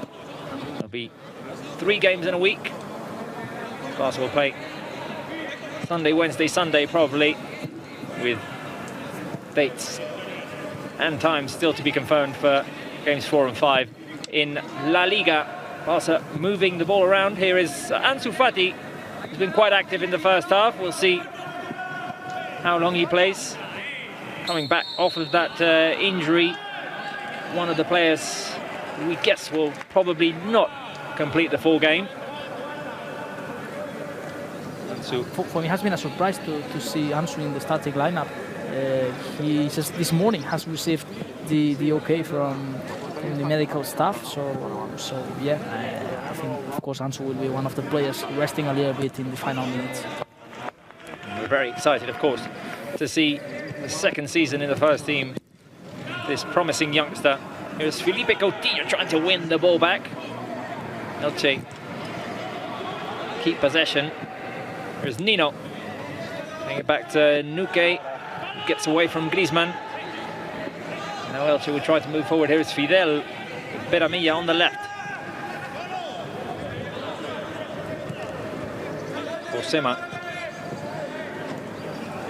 Elche haven't made any substitutions either. Same starting 11s for both teams. Now a little bit of pressure on Jordi Alba, who just had to clear that away. We can see a few Barca players making their way to the sidelines to finish their warm-ups. Miralem Pjanic, Ousmane Dembélé in the bottom part of our screens. Yeah, there were lots of players warming up in halftime. Dembélé was doing some specific exercises. Pjanic also was there, and then Semedo. We just saw Trincao come off the bench as well, so we can expect to see him. Yeah, probably 60th minute. No, it's more or less the minute that normal in friendlies. Also, teams change practically. Exactly, about an hour of action for the starters, and the remainder of the game for those who come in replacing them. Here is Frenkie de Jong. Barca had quite a few opportunities in the first half, coming off at the feet of Antoine Griezmann primarily. Lionel Messi also had his opportunities, so did Felipe Coutinho. Here is Sergi Roberto with a cross. The header by Ansu goes wide. What a great chance there for Ansu Fati. Once again, the danger coming from the right flank with those forward runs by Sergi Roberto. He's been very active today. Well-placed cross. Ansu was there at the penalty spot waiting for it. He connected well, just a little bit wide though. It wasn't an easy header, and Ansu did it really, really well with a lot of power. And yeah, he was really close to score this goal. Ansu also surprising us with this header. And now Barca winning the ball back after good pressure by Frenkie de Jong. Here is Lionel Messi dribbling on the edge of the box. He tried to feed Antoine Griezmann inside. Here's Coutinho, scoops the ball up in the air. The Elche defense clears it away, but Barca win it back. Here is Jordi Alba. Coutinho dispossessed in the end. Barca keeping up the pressure still. Here is Sergio Busquets with the tackle. Nino moves it forward. Piqué interrupts that attack by Elche. Peramilla tried to keep it alive, only to find Neto inside the box. The game moving up a gear in pace. Here is Lionel Messi after a great find by Ansu Fati, and Messi is denied by Edgar Badilla. Now Messi is down on the ground hurt, rolling in pain. Great pass from Ansu Fati, yes, as we were saying in the first half. Last season, yeah, Ansu was dribbling, was shooting, but now he's also passing. What a great assist there that would have been. And Messi, yes, tackle from behind, and I think they caught his left ankle. Let's have a look here. The tackle there is by Cosima. Ooh, and the ankle gets caught underneath. That's a terrific tackle. We hope he's fine. We hope he's fine, yes. I mean, of course, with VAR, this would be a red card. There'd definitely be a call for a penalty there. I mean, Messi had got his shot off, but still, I mean, he's a red card, because these are the kind of actions that football, with the pass of the time, they don't want to see players. That will probably be sore tomorrow, but Messi is up and walking, which is a great sign for all of us. Here is Felipe Coutinho, after being found by Frenkie de Jong. Ansu Fati. Ansu dribbles inside, manages to get free, and he almost connected with Felipe Coutinho, who was sliding in there. Sergio Roberto picks it up on the other side. De Jong, Messi. Messi inside to Griezmann. Here is Messi. De Jong, Coutinho. Alba trying to make the run inside. Coutinho saw him. The pass came just a little bit too late for Alba. It was intercepted by Morente. Barca with good pressure to win the ball back. We've seen that a few times in this game now. Barca players tracking back to win the ball back quickly. Here is Griezmann. Alba. Barca on the left. Here's Ansu Fati. They 1-against-2 situation, so decided to pass it back to Jordi Alba. Forward pass by Messi. Let's see if Alba can pick it up. Alba keeps control of the ball, but has to turn back. And now finds De Jong. De Jong back to Coutinho. Great pass inside to Frenkie de Jong, who couldn't quite get his body in the right position to head it into the box for Antoine Griezmann. Barca will win it back through Gerard Piqué, and Langley comfortably plays it forward to Coutinho. Forward pass to Frenkie de Jong. De Jong inside to Messi. Here is Leo Messi inside the box. He's always dangerous there. The pass inside to De Jong. Corner kick for Barca. And De Jong arriving a lot also to the box. I mean, he's supposed to be playing this season there in this defensive midfield, but he has arrived twice or three times in this game. He can be dangerous making runs inside the box. Also have a corner kick here. Coutinho plays it short. Alba tried to give it back to Coutinho. Elche on the run here. Nino. Good defending by Alba. Just tackling Nino from behind and taking the ball away from him. Barca once again initiate things in their own half. Here is Busquets. De Jong. Forward to Messi, who had a defender on top of him. Messi was probably fouled, but the referee says play on. Now Messi on a standstill point finds Ansu on the left. Here is Ansu trying to drive forward. Ansu could take advantage of a couple of ricochets. Oh. Here is Ansu. Ansu gets the ball. Oh, it's a handball. And if there was no handball, that would have definitely been a penalty. But in the clash with Badia, or in the fight for the ball with Badia there, the ball went up in the air and it hit the arm of Ansu. And that was what was called. We'll see it again. Ansu chasing for the ball, and as Badia tried to clear, he had his arm stretched out and he took advantage of that. A bit unlucky because I think it was with no intention. No intention. I mean, the arm is in a natural position. Yeah, but it's separated from his body. Yeah, obviously, and, yes. It is a clear handball call. It's a shame because otherwise it would have been a penalty because the... But that's really important, Robert, to see them pressure even the goalkeeper is really important. Definitely. Because they need to recover the ball as soon as possible. Great ball for Sergio Roberto. Griezmann inside the box again. Here is Griezmann, this time denied by Gonzalo Verdú. Slid in there sneakily behind Griezmann to deny him of the shot. Once again, a great find there by Sergio Roberto. He's been very dangerous with his runs. Messi on the edge of the box. Can he shoot? Messi. Nuke on top of him. There's no space for Messi at the moment. Oh. He still manages to keep the ball. Back to De Jong. It's almost impossible to take the ball away from Messi. He's glued to his foot. Coutinho inside to Ansu. Can he find the opening? The shot by Ansu over the crossbar. And it looked like there was no space, but Ansu managed to create it. A little shimmy, a flick to his right. And that was enough space created to shoot. We'll see it again here. He's just 17 years old. I mean, it's just amazing to see Ansu Fati doing these kind of things with just 17 years old. With the confidence and, of course, the talent. That's the previous opportunity. Great find by De Jong, Sergio Roberto to Griezmann. And it was a good defensive move by Gonzalo Verdú there to deny Griezmann of the opportunity. Now Elche on the run. Here is Morente.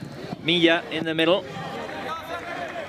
Nino plays it over to the left. The cross by Fidel, intercepted by Piqué. And both Piqué and Langley have been doing a great job of intercepting those crosses all afternoon long. De Jong moving forward. Inside is Leo Messi trying to play the pass forward to Ansu Fati. He'll fight with Josan. Arsenal managed to keep the ball. Here's Felipe Coutinho, a couple of dribbles. In the end, the ball is taken away from him. We are approaching to the 60th minute. Let's see if it's the moment where Ronald Koeman starts changing things. But yeah, last minute's probably for lots of players to show and to demonstrate to Koeman that they deserve a place for the first official game. Well, there were three of them: Miralem Pjanic, Ousmane Dembélé, and Francisco Trincao. now a foul was called against Barca. A high challenge there with his studs first by Clement Langlais as Nino tried to clear.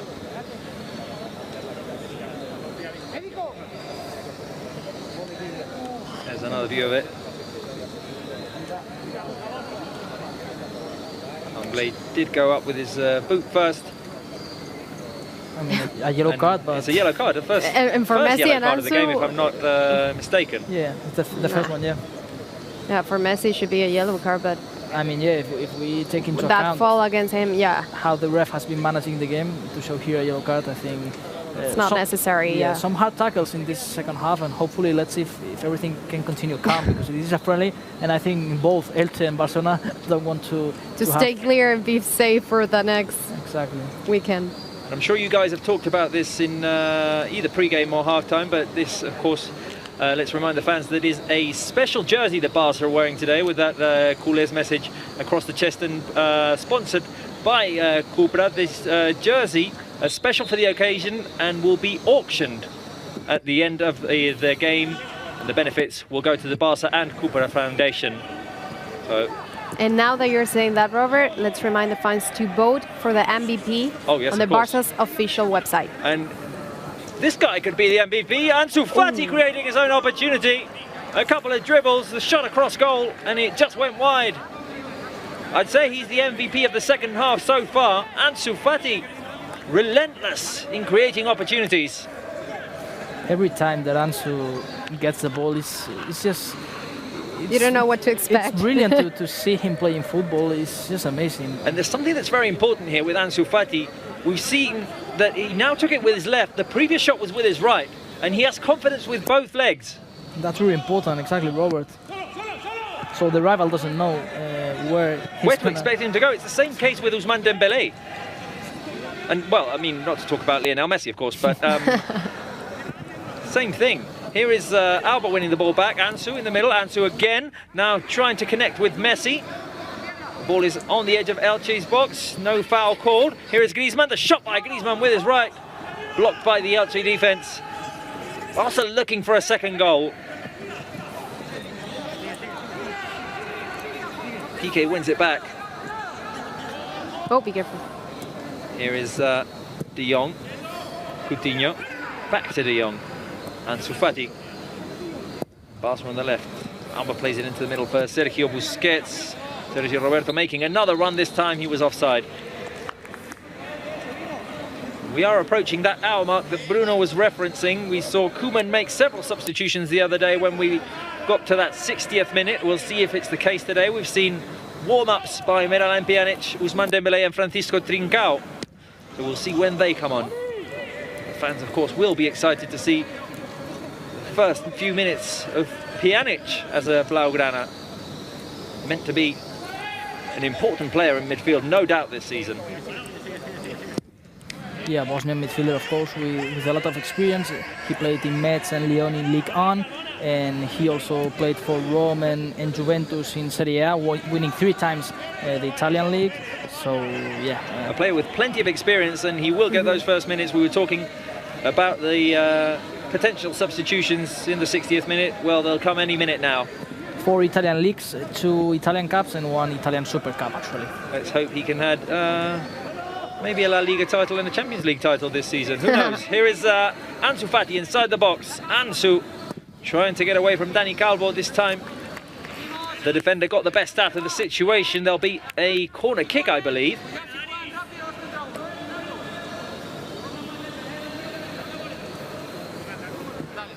And Ansu probably knows that his minutes will be over any second now. And he's trying to get on the score sheet. He passes now the test today. Definitely. Here is Coutinho with a cross, punched away by Badia.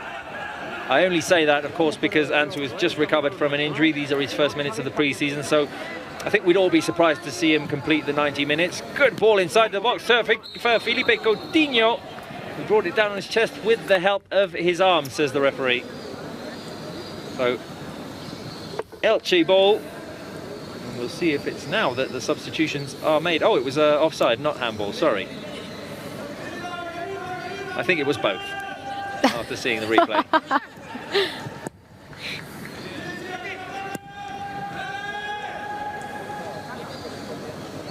Elche trying to move out of their defensive half. There's only Nino left there, battling with Clement Langlais. Barca, I think Elche play very deep in their own half. Is Ansu. Ansu, in the end, fouled Orsan there. As the Elche player had managed to dispossess him. But both were doing the same. Yeah, but the advantage was for the Elche player. Now, the substitutions are going to be made. Let's see. Sergio Busquets replaced by Miralem Pjanic. So we assume that Pjanic and De Jong will be the pair in midfield now. Dembélé and Trincao will also make their way onto the pitch. I believe we've already seen in the background there, that's Ansu Fati leaving the pitch. Great game by Ansu. The nod by Ronald Koeman. Dembélé comes onto the field. And got the mystery of who will be the third player. Antoine Griezmann. Antoine Griezmann is replaced by Trincao, the scorer of Barca's only goal in this game so far. Is taken off, and in comes Trincao. And in the background there, we saw Pedri warming up. He'll probably be the next player to make an appearance in this game. So we'll assume that Messi will be playing as a kind of number 9. Yes. Yeah, and Dembélé and Trincao both wings. And we've seen some excellent little details from Francisco Trincao so far as Barca win the ball back. Here is Lionel Messi on the edge of the box. Can he take the shot? The shot by Messi, punched away by Badilla, and now cleared by Josema. And in this position, this has happened several times. Sorry, Bruno, in this game that Barca are forcing mistakes by the Elche defense and some crucial passes there in dangerous areas and creating opportunities off of it. Yeah, and I was going to say that with Messi playing a step behind, yeah, we've seen 2 goals from him this preseason with shots from outside the box. Here was another chance, so I think we're going to see more shots from Messi now from the edge of the box in this new season. Well, it's definitely a skill he has that the team could take advantage of. Piqué, Coutinho. Coutinho over to Jordi Alba. There's Felipe Coutinho, the switch, looking for Trincao. He's intercepted there by Fidel. Josema driving the ball away from Trincao forward to Peranilla. Fidel inside to Johnny Alamo. Elche yet to make a substitution in this game. Pressure by Lionel Messi and now by Trincao. Barca could win it back here. Lionel Messi gets to the ball first. Excellent pressure both by the Portuguese and the Argentinian. Trincao. I was saying we've seen some nice little details from Francisco Trincao so far in this pre-season. Dembélé. Dembélé takes it to his left. Great dribble by Dembélé. The shot blocked by Badilla and cleared away. And as we were saying before, Dembélé this time takes it from his right foot to his left, but it can go vice versa as well, and defenders are always so confused. If you add to that the speed of Dembélé, just the gap he gained advantage in just a split second there. We have been talking about a great game of Ansu Fati, but if Dembélé, of course, after so long time out injured, recovers his great level, well, big competition up front, and also Messi, Griezmann, Trincao, well, lots of players. No. There are plenty of players for those positions in attack. That's great news for Koeman. And it's, exactly. Having options is the dream of every coach. Then, of course, you need to make decisions, which will sometimes be difficult, but I believe it's better to have it that way. Here is Elche making a move forward. I think that it's better. 19, Tite Morinte there just took one dribble too many because it looked like he had advantage on Alba.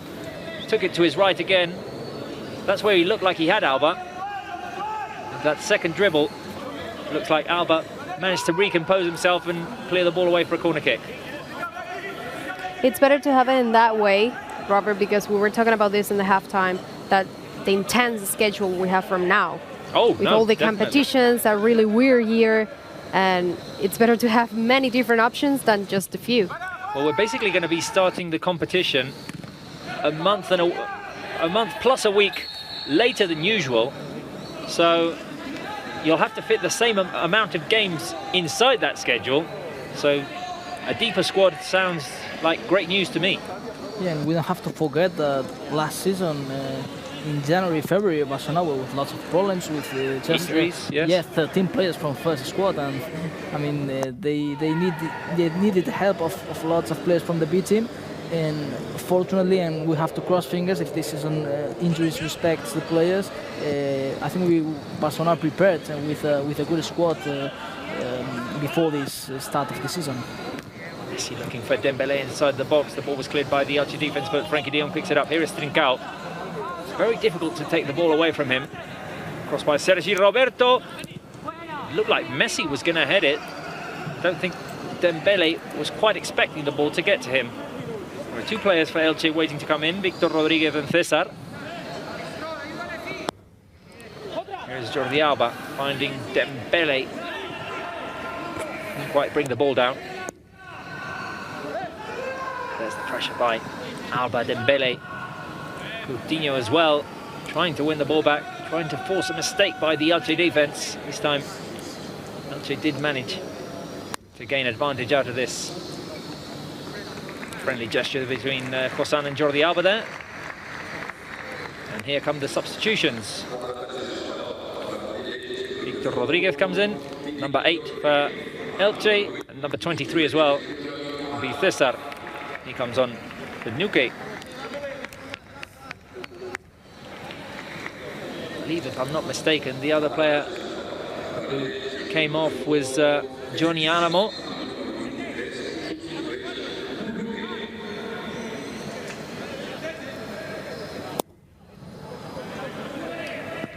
It's De Morente. Heads it forward, but De Jong wins it back for Barca. Pjanic gets Trincao involved.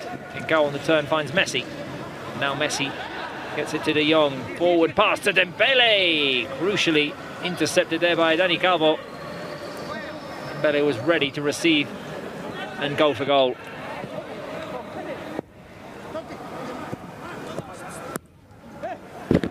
Here is Nino. Looked like the ball had gone out. That's what the Barca players and Ronald Koeman are claiming. Now a foul by Felipe Coutinho on Nino. Elche's veteran striker. Clear foul there from behind by Felipe Coutinho.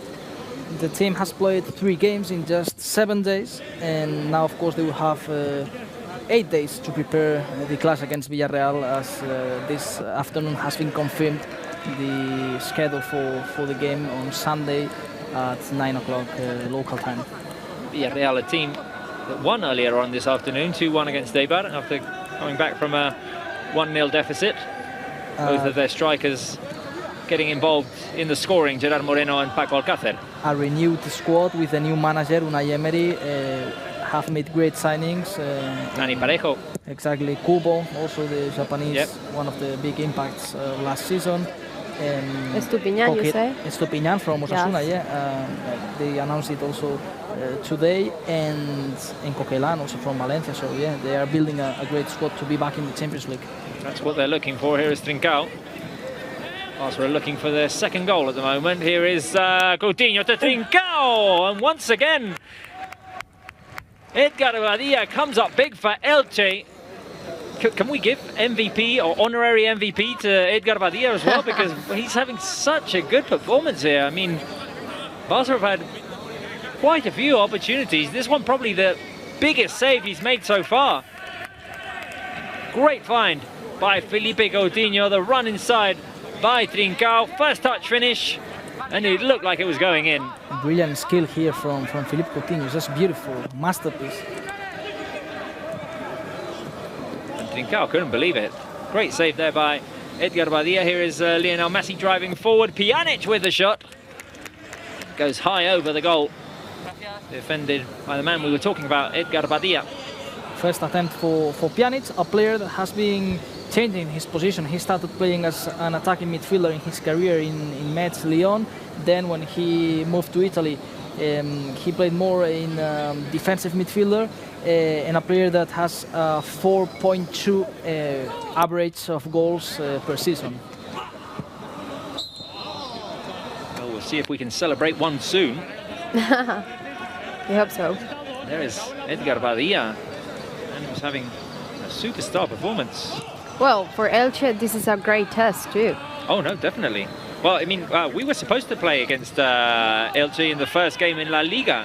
That game has been postponed, of course. So has game 2, in which we were supposed to face Athletic, if I'm not mistaken.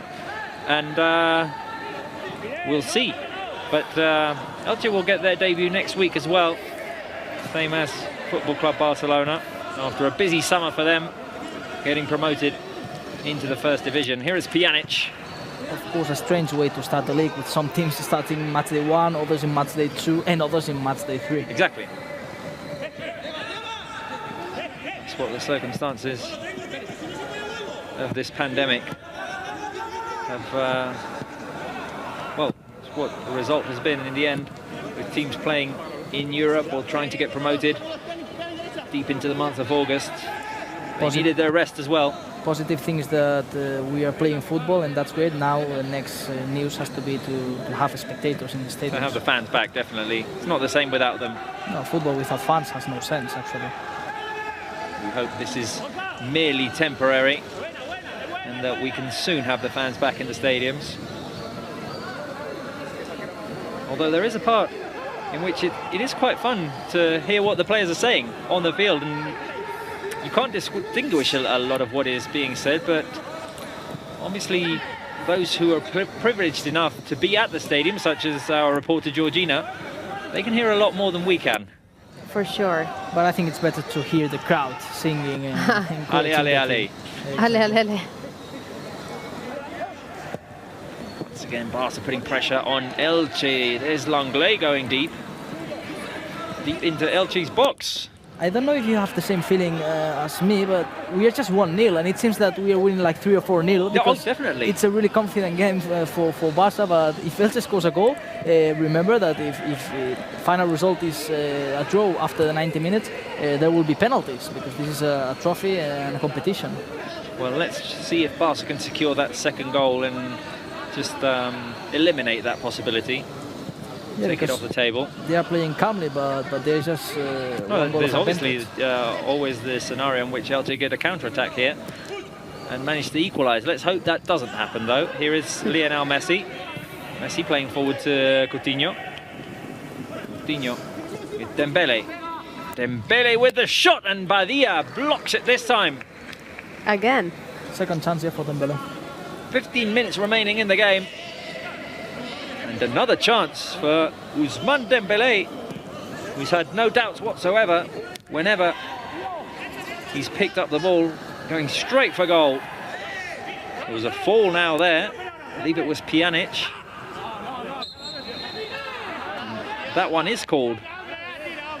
Oh, you can hear Piqué. And you can hear Piqué, who's not agreeing with that call. Koeman, I think, is taking this game as a serious test because lots of players that still in the pitch after 75 minutes, and that's not usual in a friendly.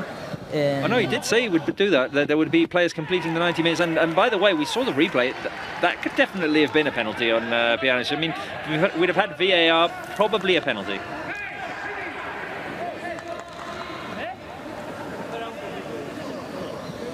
Now, here is Coutinho. De Jong couldn't keep it in. Throw in to Elche, and the next player to come in for Barca, Pedri. Pedri, a player that in 2 games he has played, I think he has showed also good skills, and yeah, he will have a chance in these final minutes of this game. He proved why he was the headline with Trincao the next day after that 2 matches. Oh, lovely move by Lionel Messi. Sorry, my deep pass by Messi to Dembele. Dembele takes a touch. Dembele has to cut back. He could have gone first time. He got himself in a muddle there. If he'd have taken the shot first time, it was a clear-cut opportunity for him. And what a move by Lionel Messi. Getting rid of oppositions and then feeding a deep ball to Dembélé.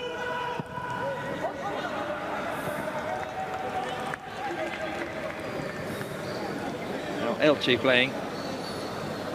Pedri, a player, of course, who knows what it means to play against Elche, because he did it last campaign in the second division, playing for Las Palmas. We'll see how many minutes he gets. He'll be coming on any second now, probably to replace Felipe Coutinho. And he has a little gap difference with Ansu Fati, because it's the same. He is 17 years old, and I will say, like, a great player for his age. Young prospect. Yes. Very promising. Elche will make 2 substitutions as well. We saw 2 players lined up there. Here's Morente, Bosan. Back to Morente, no offside. Morente could put the cross inside. He prefers to pass it back to Kosan. Pass inside to Pedamilla. The shot blocked by Piqué. Good block there by Gerard Piqué as Barca tried to clear the ball away. Now it's Dembélé who brings it down. He's fouled. And probably substitutions will be made now. There's the previous move by Lionel Messi. Fantastic to get away and feed Dembélé.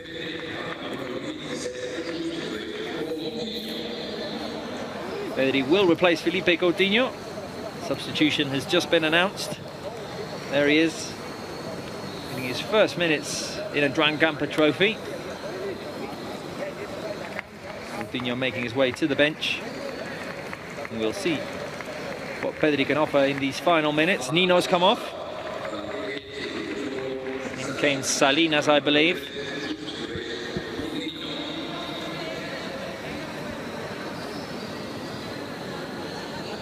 And another substitution made for Elche. Number 15, Bri, replaces Fidel. Well, you were right, Robert. Pedri just came on instead of Coutinho. It was, yeah, the natural substitution. And let's see, because also Elche are making some substitutions, so fresh legs for these final 10 minutes. Yeah, let's hope we can celebrate at least another goal. Maybe from one of the players making their debuts today.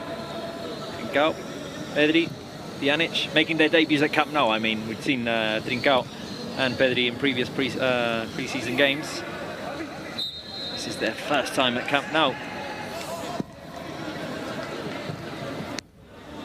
10 minutes remaining now. Langley, Dembélé, De Jong to Pjanic.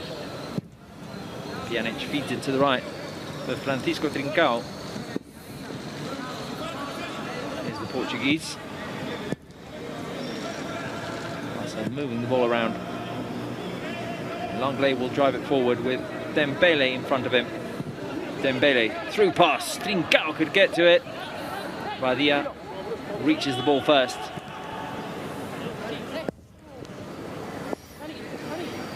More pressure here by Dembélé on Dani Calvo, Edgar Badia.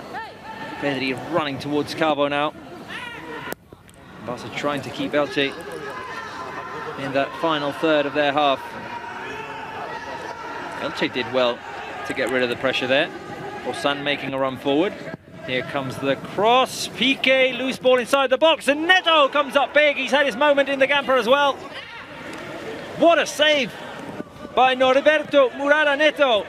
We were saying the difficulties to be a FC Barcelona goalkeeper. First chance for Elche, first shot on target, and Neto has been there with a brilliant save. Just astonishing, Neto here with this save. Incredible. Fantastic, fantastic intervention there by Neto. And it was probably the first time that Barca's defense were completely caught off guard there. Elche with a good transition. Barca were just tracking back. Hosan chips it over Langley there, and there's a 3-on-2 inside the box. The ball falls in the end there to Bri. It's an incredible save. Neto with a reaction, yes. He's so close to the goal, so it's really difficult to be there, and he has anticipated actually the action, because it was he was really close. Definitely point blank range there. And another substitution will be made for Elche as Barry will come on. Or San taken off. It will be a really important save also for Neto, for his confidence, because yeah, sometimes you are there and the rival has no chances, and you feel like, well, I'm here, but I cannot show my talent, and he has done it, and it's going to be important for him. Definitely a confidence booster, that save. As we saw a couple more players warming up for Barca. One of them was Conrad de la Fuente, the under-19 player who's shown some very bright signs in this pre-season. I think has been the player from the B team, from the U19, that has impressed to Ronald Koeman the most, yes. Koeman, yeah. Here is Barry. He did it quite well in both games against Nastic and Girona. Definitely. Yes. Morente with another cross, now headed away by Sergi Roberto. And Trincao will pick it up on the right-hand side. Creating chances, even he scored a goal, even if it was disallowed. Oh, that was a great one. Yeah, but it seems like he has a good understanding with the other teammates. Now Barca moving forward. Here is Trincao, Messi in the middle. Trincao is tackled from behind, that's a clear one. And a yellow card will be shown to Salinas. And it will be... Cesar, sorry. It will be the first time for Conrad de la Fuente to play in the Camp Nou. It's not an official game, but well, let's see if he has these minutes. But yeah, here Trincao again. Robert, you were saying during the game, it's really difficult to take the ball away from him. Exactly, yeah. The yellow card was for Cesar for that tackle on Francisco Trincao. Well, it's a great way to make history, because not all the players can say they played a Joan Gamper trophy. Well, in fact, Ansu Fati hadn't played one yet. Today was his Gamper debut. I mean, he played every other competition, but he didn't feature in the Gamper last season. So it was a Gamper debut for him today as well. And he came very close to scoring. It's not an official game, but of course there's another historic thing for Conrad. He can become the first player from the States to play for Barca. I'm sure we'll have that first official performance this season at some point, even if it's a Copa del Rey game. Yeah, I think so. The early stages. According to the minutes that he has had in this preseason, yeah, we have to see him in some minutes, at least in Copa del Rey. We were saying it's going to be a packed schedule starting next week against Villarreal, Sunday 9 o'clock local time. But it doesn't seem there is any substitution ready, no? In the sideline. No, I saw them warming up. I'm not sure if they'll get any playing time. Be nice to see them for a couple of minutes, but we'll have to see. They're on the sideline warming up. Here is Sergi Roberto, Messi. Langley. Dembele drops back. Pick it up here. Tried to drive away. Pjanic had to correct there. Here is Messi in the centre circle, finding De Jong. De Jong in his second season as a Blaugrana. The coach who knows him to perfection in Ronald Koeman. Here's Pedri. Pedri, Trincao on the right. Move there between two of Barca's new signings. Great signings. Well, definitely young, promising players with great potential. Here's Trincao. That's a way to build this new project for Barca. Good luck. Lay take a shot here. Lay went for it, bounced off of an Elche defender, and there'll be a corner kick. Why not, Cleman? And the fans are watching us, Robert, that they should stay for the post-match and all the best content, and vote for the man of the match. FCBarcelona.com. Guys, after this corner kick, we'll probably talk about man of the match. A little bit of a discussion here. Let's hope that it comes after a second goal off of this corner kick. Messi swings it in. Langley went for it. It was intercepted at the near post. Elche managed to clear. row in Barca. Bruno Mai, you were talking about man of the match vote. It's you have to go on fcbarcelona.com, and that's where you can vote. What would your vote be? I mean, there haven't been a clear performance, not a clear MVP, but I will go for Antoine Griezmann, not just for the goal, also for all his effort and his work helping the team in defense. Right? I think the same, but I will say that I'm giving my vote today to Ansu Fati, because after this time without seeing him on the pitch with Barca, it's so great to see him back and fit. My vote would be for Ansu as well. He's been very determined. He's created opportunities. He didn't score, but I mean, it could go any way. There's no clear candidate for me, but Ansu, I mean, just how daring he is and the amount of opportunities he created, for me, would be the MVP. Yes. Messi also has been great. Messi. Oh, no, Yeah, Messi's been great as well. Always great. Here is Pjanic crossing the ball inside. A foul is called or offside. And this minutes also of Dembélé. Yes. Interesting Yeah, runs, really involved. good shots, and yeah, let's see, because there's going to be a big competition there between some players. No, we'll have to see next Sunday who the first 11 men are that Ronald Koeman picks. And that is another view of the great save by Neto, denying Bri in the clearest opportunity that Elche have had in this game, and the only save that Neto's had to make. I think as the quote of no new good news, this is no goalkeeper, good news. Oh, no, definitely. Yes, yes, yes. I would 100% agree with that. And I like Barcelona also in this game. In some moments where Elche were starting the move, stopping them with this kind of fouls, and that's intelligent. And I think it's good to see the players stopping this kind of moves from Elche. 9 shots on target for Barca, just 1 for Elche, the one we just saw in the replay, in which Neto came up with a big save. The other keeper has been a lot busier, and he's put in a brilliant performance, Edgar Badia. I'm sure the Elche fans will be very happy to be keeping him for this run in the first division. Again, another foul here in the pressure, and this means that the team are in an intense team and that they are pressing up front. Well, definitely, you like to see that pressure in the 89th minute. Of course, things are still standing at 1-0, sorry, and you don't want to concede a goal, but we like to see the intensity go through the full 90 minutes as Elche make a run forward.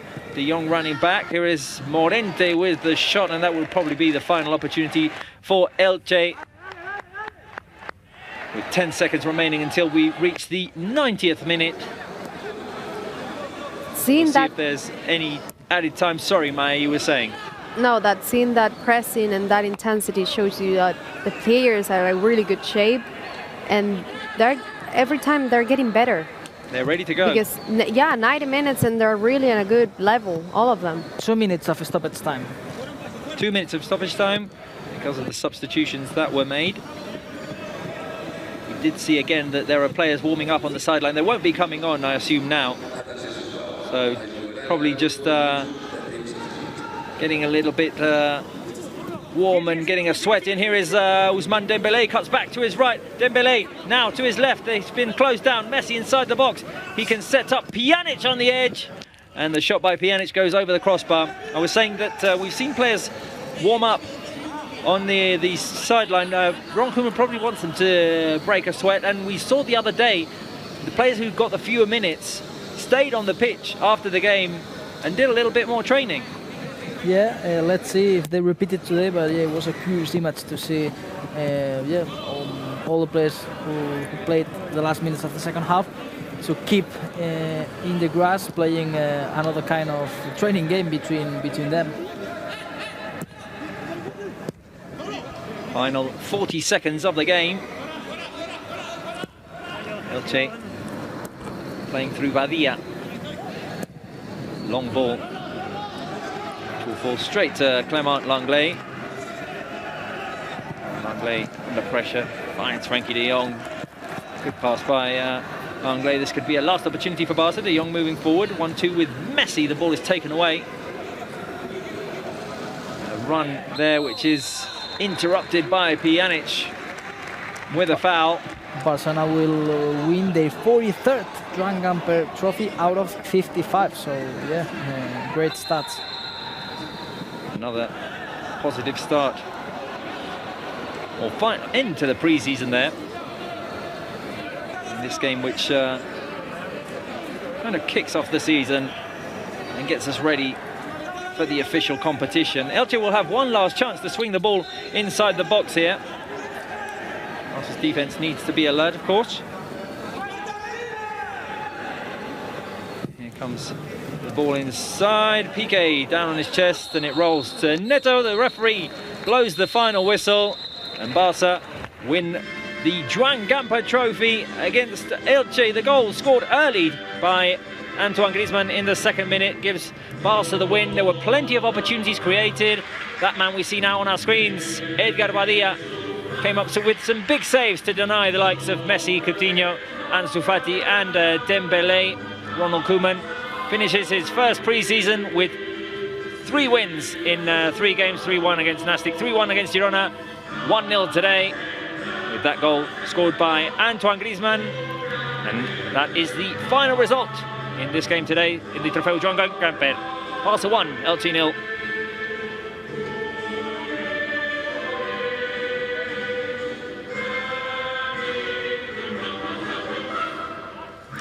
Thank you, Robert. And that's right. 3 out of 3. 3 victories for Barca with this Barcelona 1, Elche 0. But first of all, I want to know your headline, Bruno, for this game, for this Joan Gamper trophy. Well, my headline will be Barcelona ready to start the official competitions. No, 3 games they have played in this preseason, 3 wins, and they have showed great things in some moments of these games. Other ones probably with other aspects to improve. But I think in general terms, Koeman has to be happy with the performance of the squad, with lots of players playing well, and there will be also a good competition between some players fighting for some positions. Yes, and the most important thing right now is what you said at the beginning, that actually feels like the team is more than ready to prepare the competition, to play official games. And we're going to see, well, to all the fans who are watching us, I invite you to stay, because we're going to see the trophy and the MVP that you vote from home. I ask you again, Bruno, if you decide that your MVP is still Antoine Griezmann. Yes, no clear MVP in this game. No, a player has been much better than other ones. But yeah, I have to pick one, Griezmann, because of the goal, of course, a winning goal, just 1-0. Griezmann was used to be a player last season to score lots of winning goals, so that's something important. Yeah, key goals, right? Exactly, and also for all his effort in defense and in the combinations. I think it's important for Griezmann to score goals. He has scored 2 goals in this preseason, and yeah, for me it's gonna be the MVP, but no, not a clear MVP. We saw the image of Pjanic talking to Sergi Roberto. And his first game. Yeah, and also Sergio Roberto was talking to Edgar, goalkeeper of Elche, who has played a brilliant game. And of course, both players are from Reus, a small city, well, not small, a city down in the south of Catalonia. And yeah, of course, I'll imagine they know each other since long time, and they also were having a word after the game. For sure, it's a great result for Elche, because our predictions were 6-0, 4-0, 4-1, 3-0, and actually, they managed to just concede 1 goal against Barca at Camp Nou. Yeah, Elche showed his potential at the back, not just today, also during the whole last season in the second division in La Liga Smartbank. And yeah, today they have been defending. Of course, a key player for Elche has been Edgar Badía, goalkeeper, because I think Barcelona deserved some more goals today. And now, this moment where FC Barcelona are receiving, well, the MVP that is going to be for Philippe Coutinho. Robert is actually there.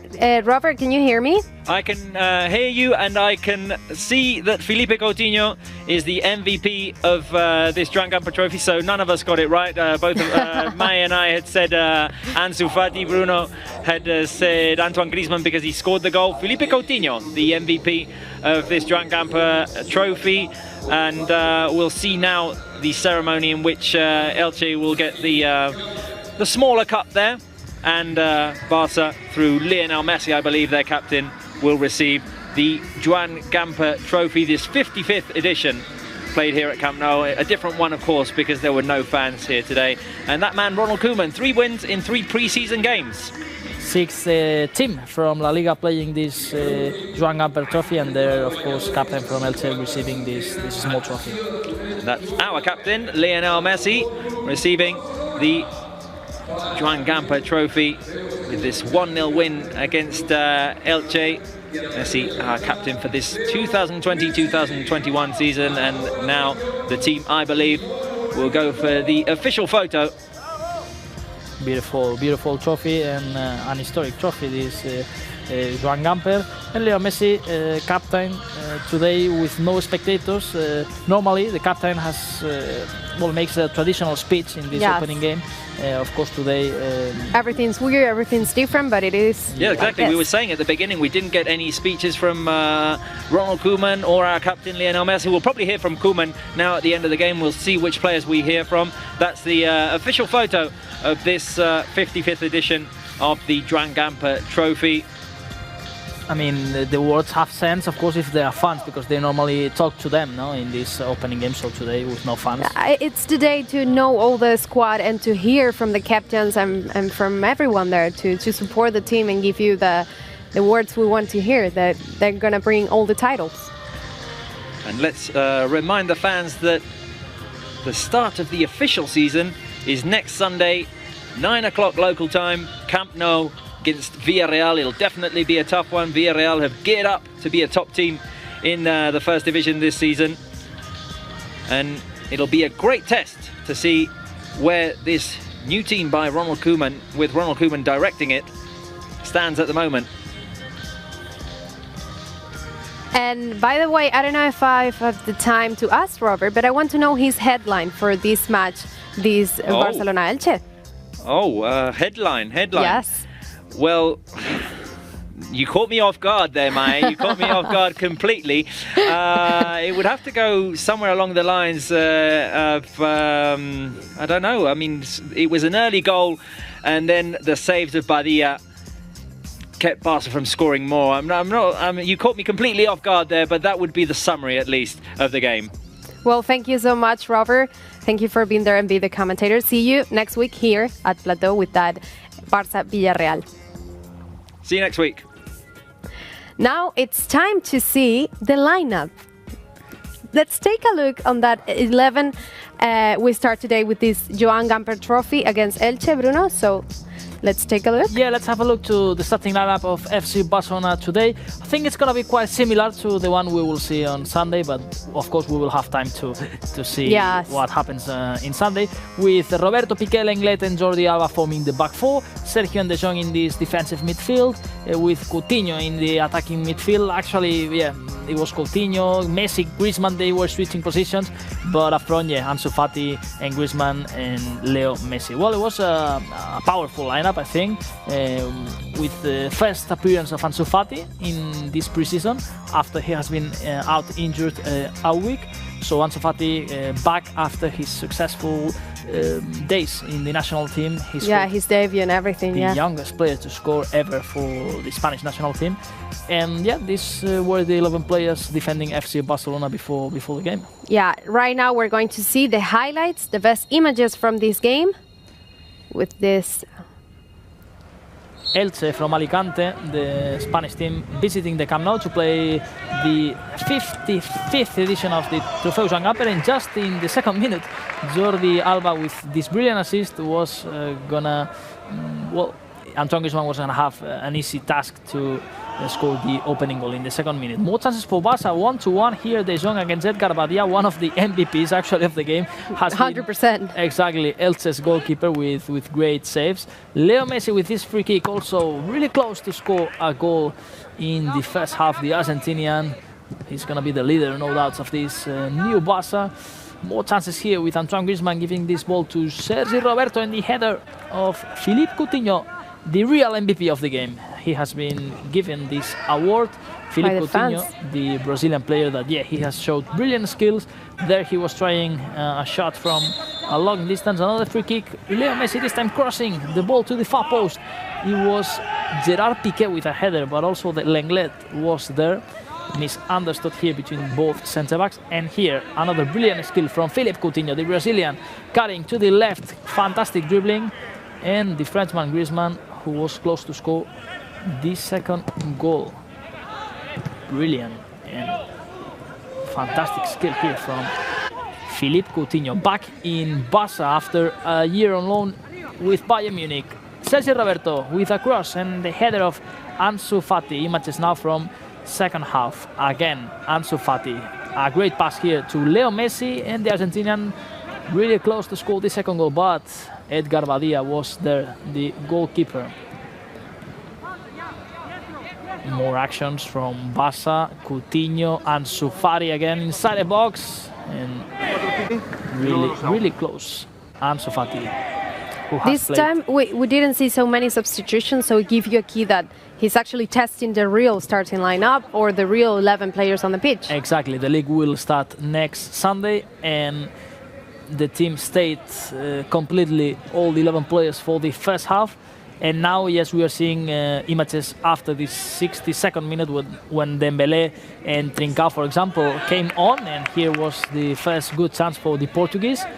Trincao, another fantastic save made by Edgar Badia, but Edgar Badia was not going to be the only protagonist. Also Neto, brilliant save in the only shot on target of Elche, and in the end FC Barcelona winning for 43rd time the Joan Gamper trophy, and Coutinho, who has been the MVP. Exactly, and our captain Messi. Seeing this, it's time to see the stats for this game, to see the real numbers for Barca after this victory. So we have 1 goal for Barca, 0 for Elche, 59% of possession for Barca, 41% for Elche, 24 shots for Barca, 6 for Elche, on target 10, 1 for Elche, corner kicks 10 for Barca, 6 for Elche, 4 offsides for Barca, nothing for Elche. The passes, 622 for Barca, 432 for Elche. Passing accuracy is still the same as the first half, 92% and 85% for Elche. 1 yellow card each team, no red cards and no penalty kicks. I think for me the key stat is that Elche has just shot once on target. That's important because this means that Barcelona has done a good job at the back. And of course, Neto has been also one of the MVPs of the game because, it was final minutes of the game. And if not, the game would have ended with a 1-1 draw. So key performance also of Neto with a brilliant save. Exactly, Bruno. I think the same. Now it's time to hear Georgina, who is still at Camp Nou. Georgina, can you hear me? Yes, I do hear you, Mai. How's everything there with that trophy and, well, the recognition of this Joan Gamper? A different Joan Gamper. Well, definitely. It's a pity to see what you were saying. There were no speeches. It was very, very different, and obviously all games played behind closed doors are sad games because you don't get to feel his energy. And Pedri, Trincao, Pjanic, all these players that had their first minutes at Camp Nou. Well, it's not exactly what a kid dreams for, but I'm sure they can rest happily today, knowing that they have played some minutes for Barca. Now, I don't know if you can see that on the background, but we've got a small game being played with the players that they are doing that again, with the players that have been on the bench for most of the game, that have played only a few minutes. And it's the moment to see some skills between those young players. They did this against Girona too. They say the Johan Cruyff Stadium, and they play like a little game, and they were training. I want to ask you if Pjanic is there after his debut at Camp Nou. Yeah. Well, to be honest, this is happening exactly at the other side of the stadium, and I'm not seeing him. So you have the live footage from TV. I don't think he is there. No, he was there definitely. He was there. Okay. No, I really can't see. I'm assuming Aleñá, Iñaki Peña, but I can't really. Pedri. We are testing Pedri you there because he's. We are testing you, Georgina, I can see from as here. you did in the preview. You're testing my side. It's terrible. Exactly. You did it with the trivial. You did it in the preview with the trivia. So now we are testing you. And Georgina, I want to ask you about it's too bad because usually the commitment of the players, like this different attitude of staying at every game, or well, just 2 preseason games, but preparing themselves and training and doing something else apart from the game. No, this is definitely something that we've seen changes the kind of the system of training session, the system of warming up. We're seeing this tendency to do some extra training with the players who haven't really played the game. Let's see if this continues to happen in the league games. I don't think it will happen on away games, but maybe in the ones that are played home, this is not something that unusual. So it's definitely a change that we can notice here, and we'll see what is the impact of this in the games to come. You're right, Georgina. We will see. But thank you so much for being with us today, and see you in the warm-up on Sunday, right? You will be there. Yes, on Sunday we'll be right here bringing you the latest from Camp Nou and the preview for this game against Villarreal, our first big test of the season. We're starting on a level, and we're hoping to see all the intensity and all the hype for the new season here. Thank you, Georgina. Thank you, Mae. Well, now that we were talking about this guy, we need to talk a little bit more, go into it, obviously, Pjanic. Pjanic is a player who arrived from Juventus. Of course, he has won 4 Italian leagues. He's a star, and he has a lot of experience, of course, that will help FC Barcelona. Today, he has debuted for FC Barcelona, playing around 25 minutes. He's a player that has changed his position alongside his career. He started playing as an attacking midfielder. Then he moved back to defensive midfielder, where Koeman wants him to play. And yeah, he had a couple of attempts today. And it's a player, of course, that in defense will help a lot the team, but also in attack he reads really well the games, and he likes to associate and also make lots of connections with wingers and all the other players in midfield. And another great skill from Pjanic, of course, with Leo Messi in the squad, it's going to be difficult, but one of his great things is free kicks. He's a specialist taking free kicks, and let's see if with Messi in the field he will have a chance to take some of them. But yeah, that's another great skill of the Bosnian midfield, Miralem Pjanic, that arrives, and it's really excited to be here in Barcelona. And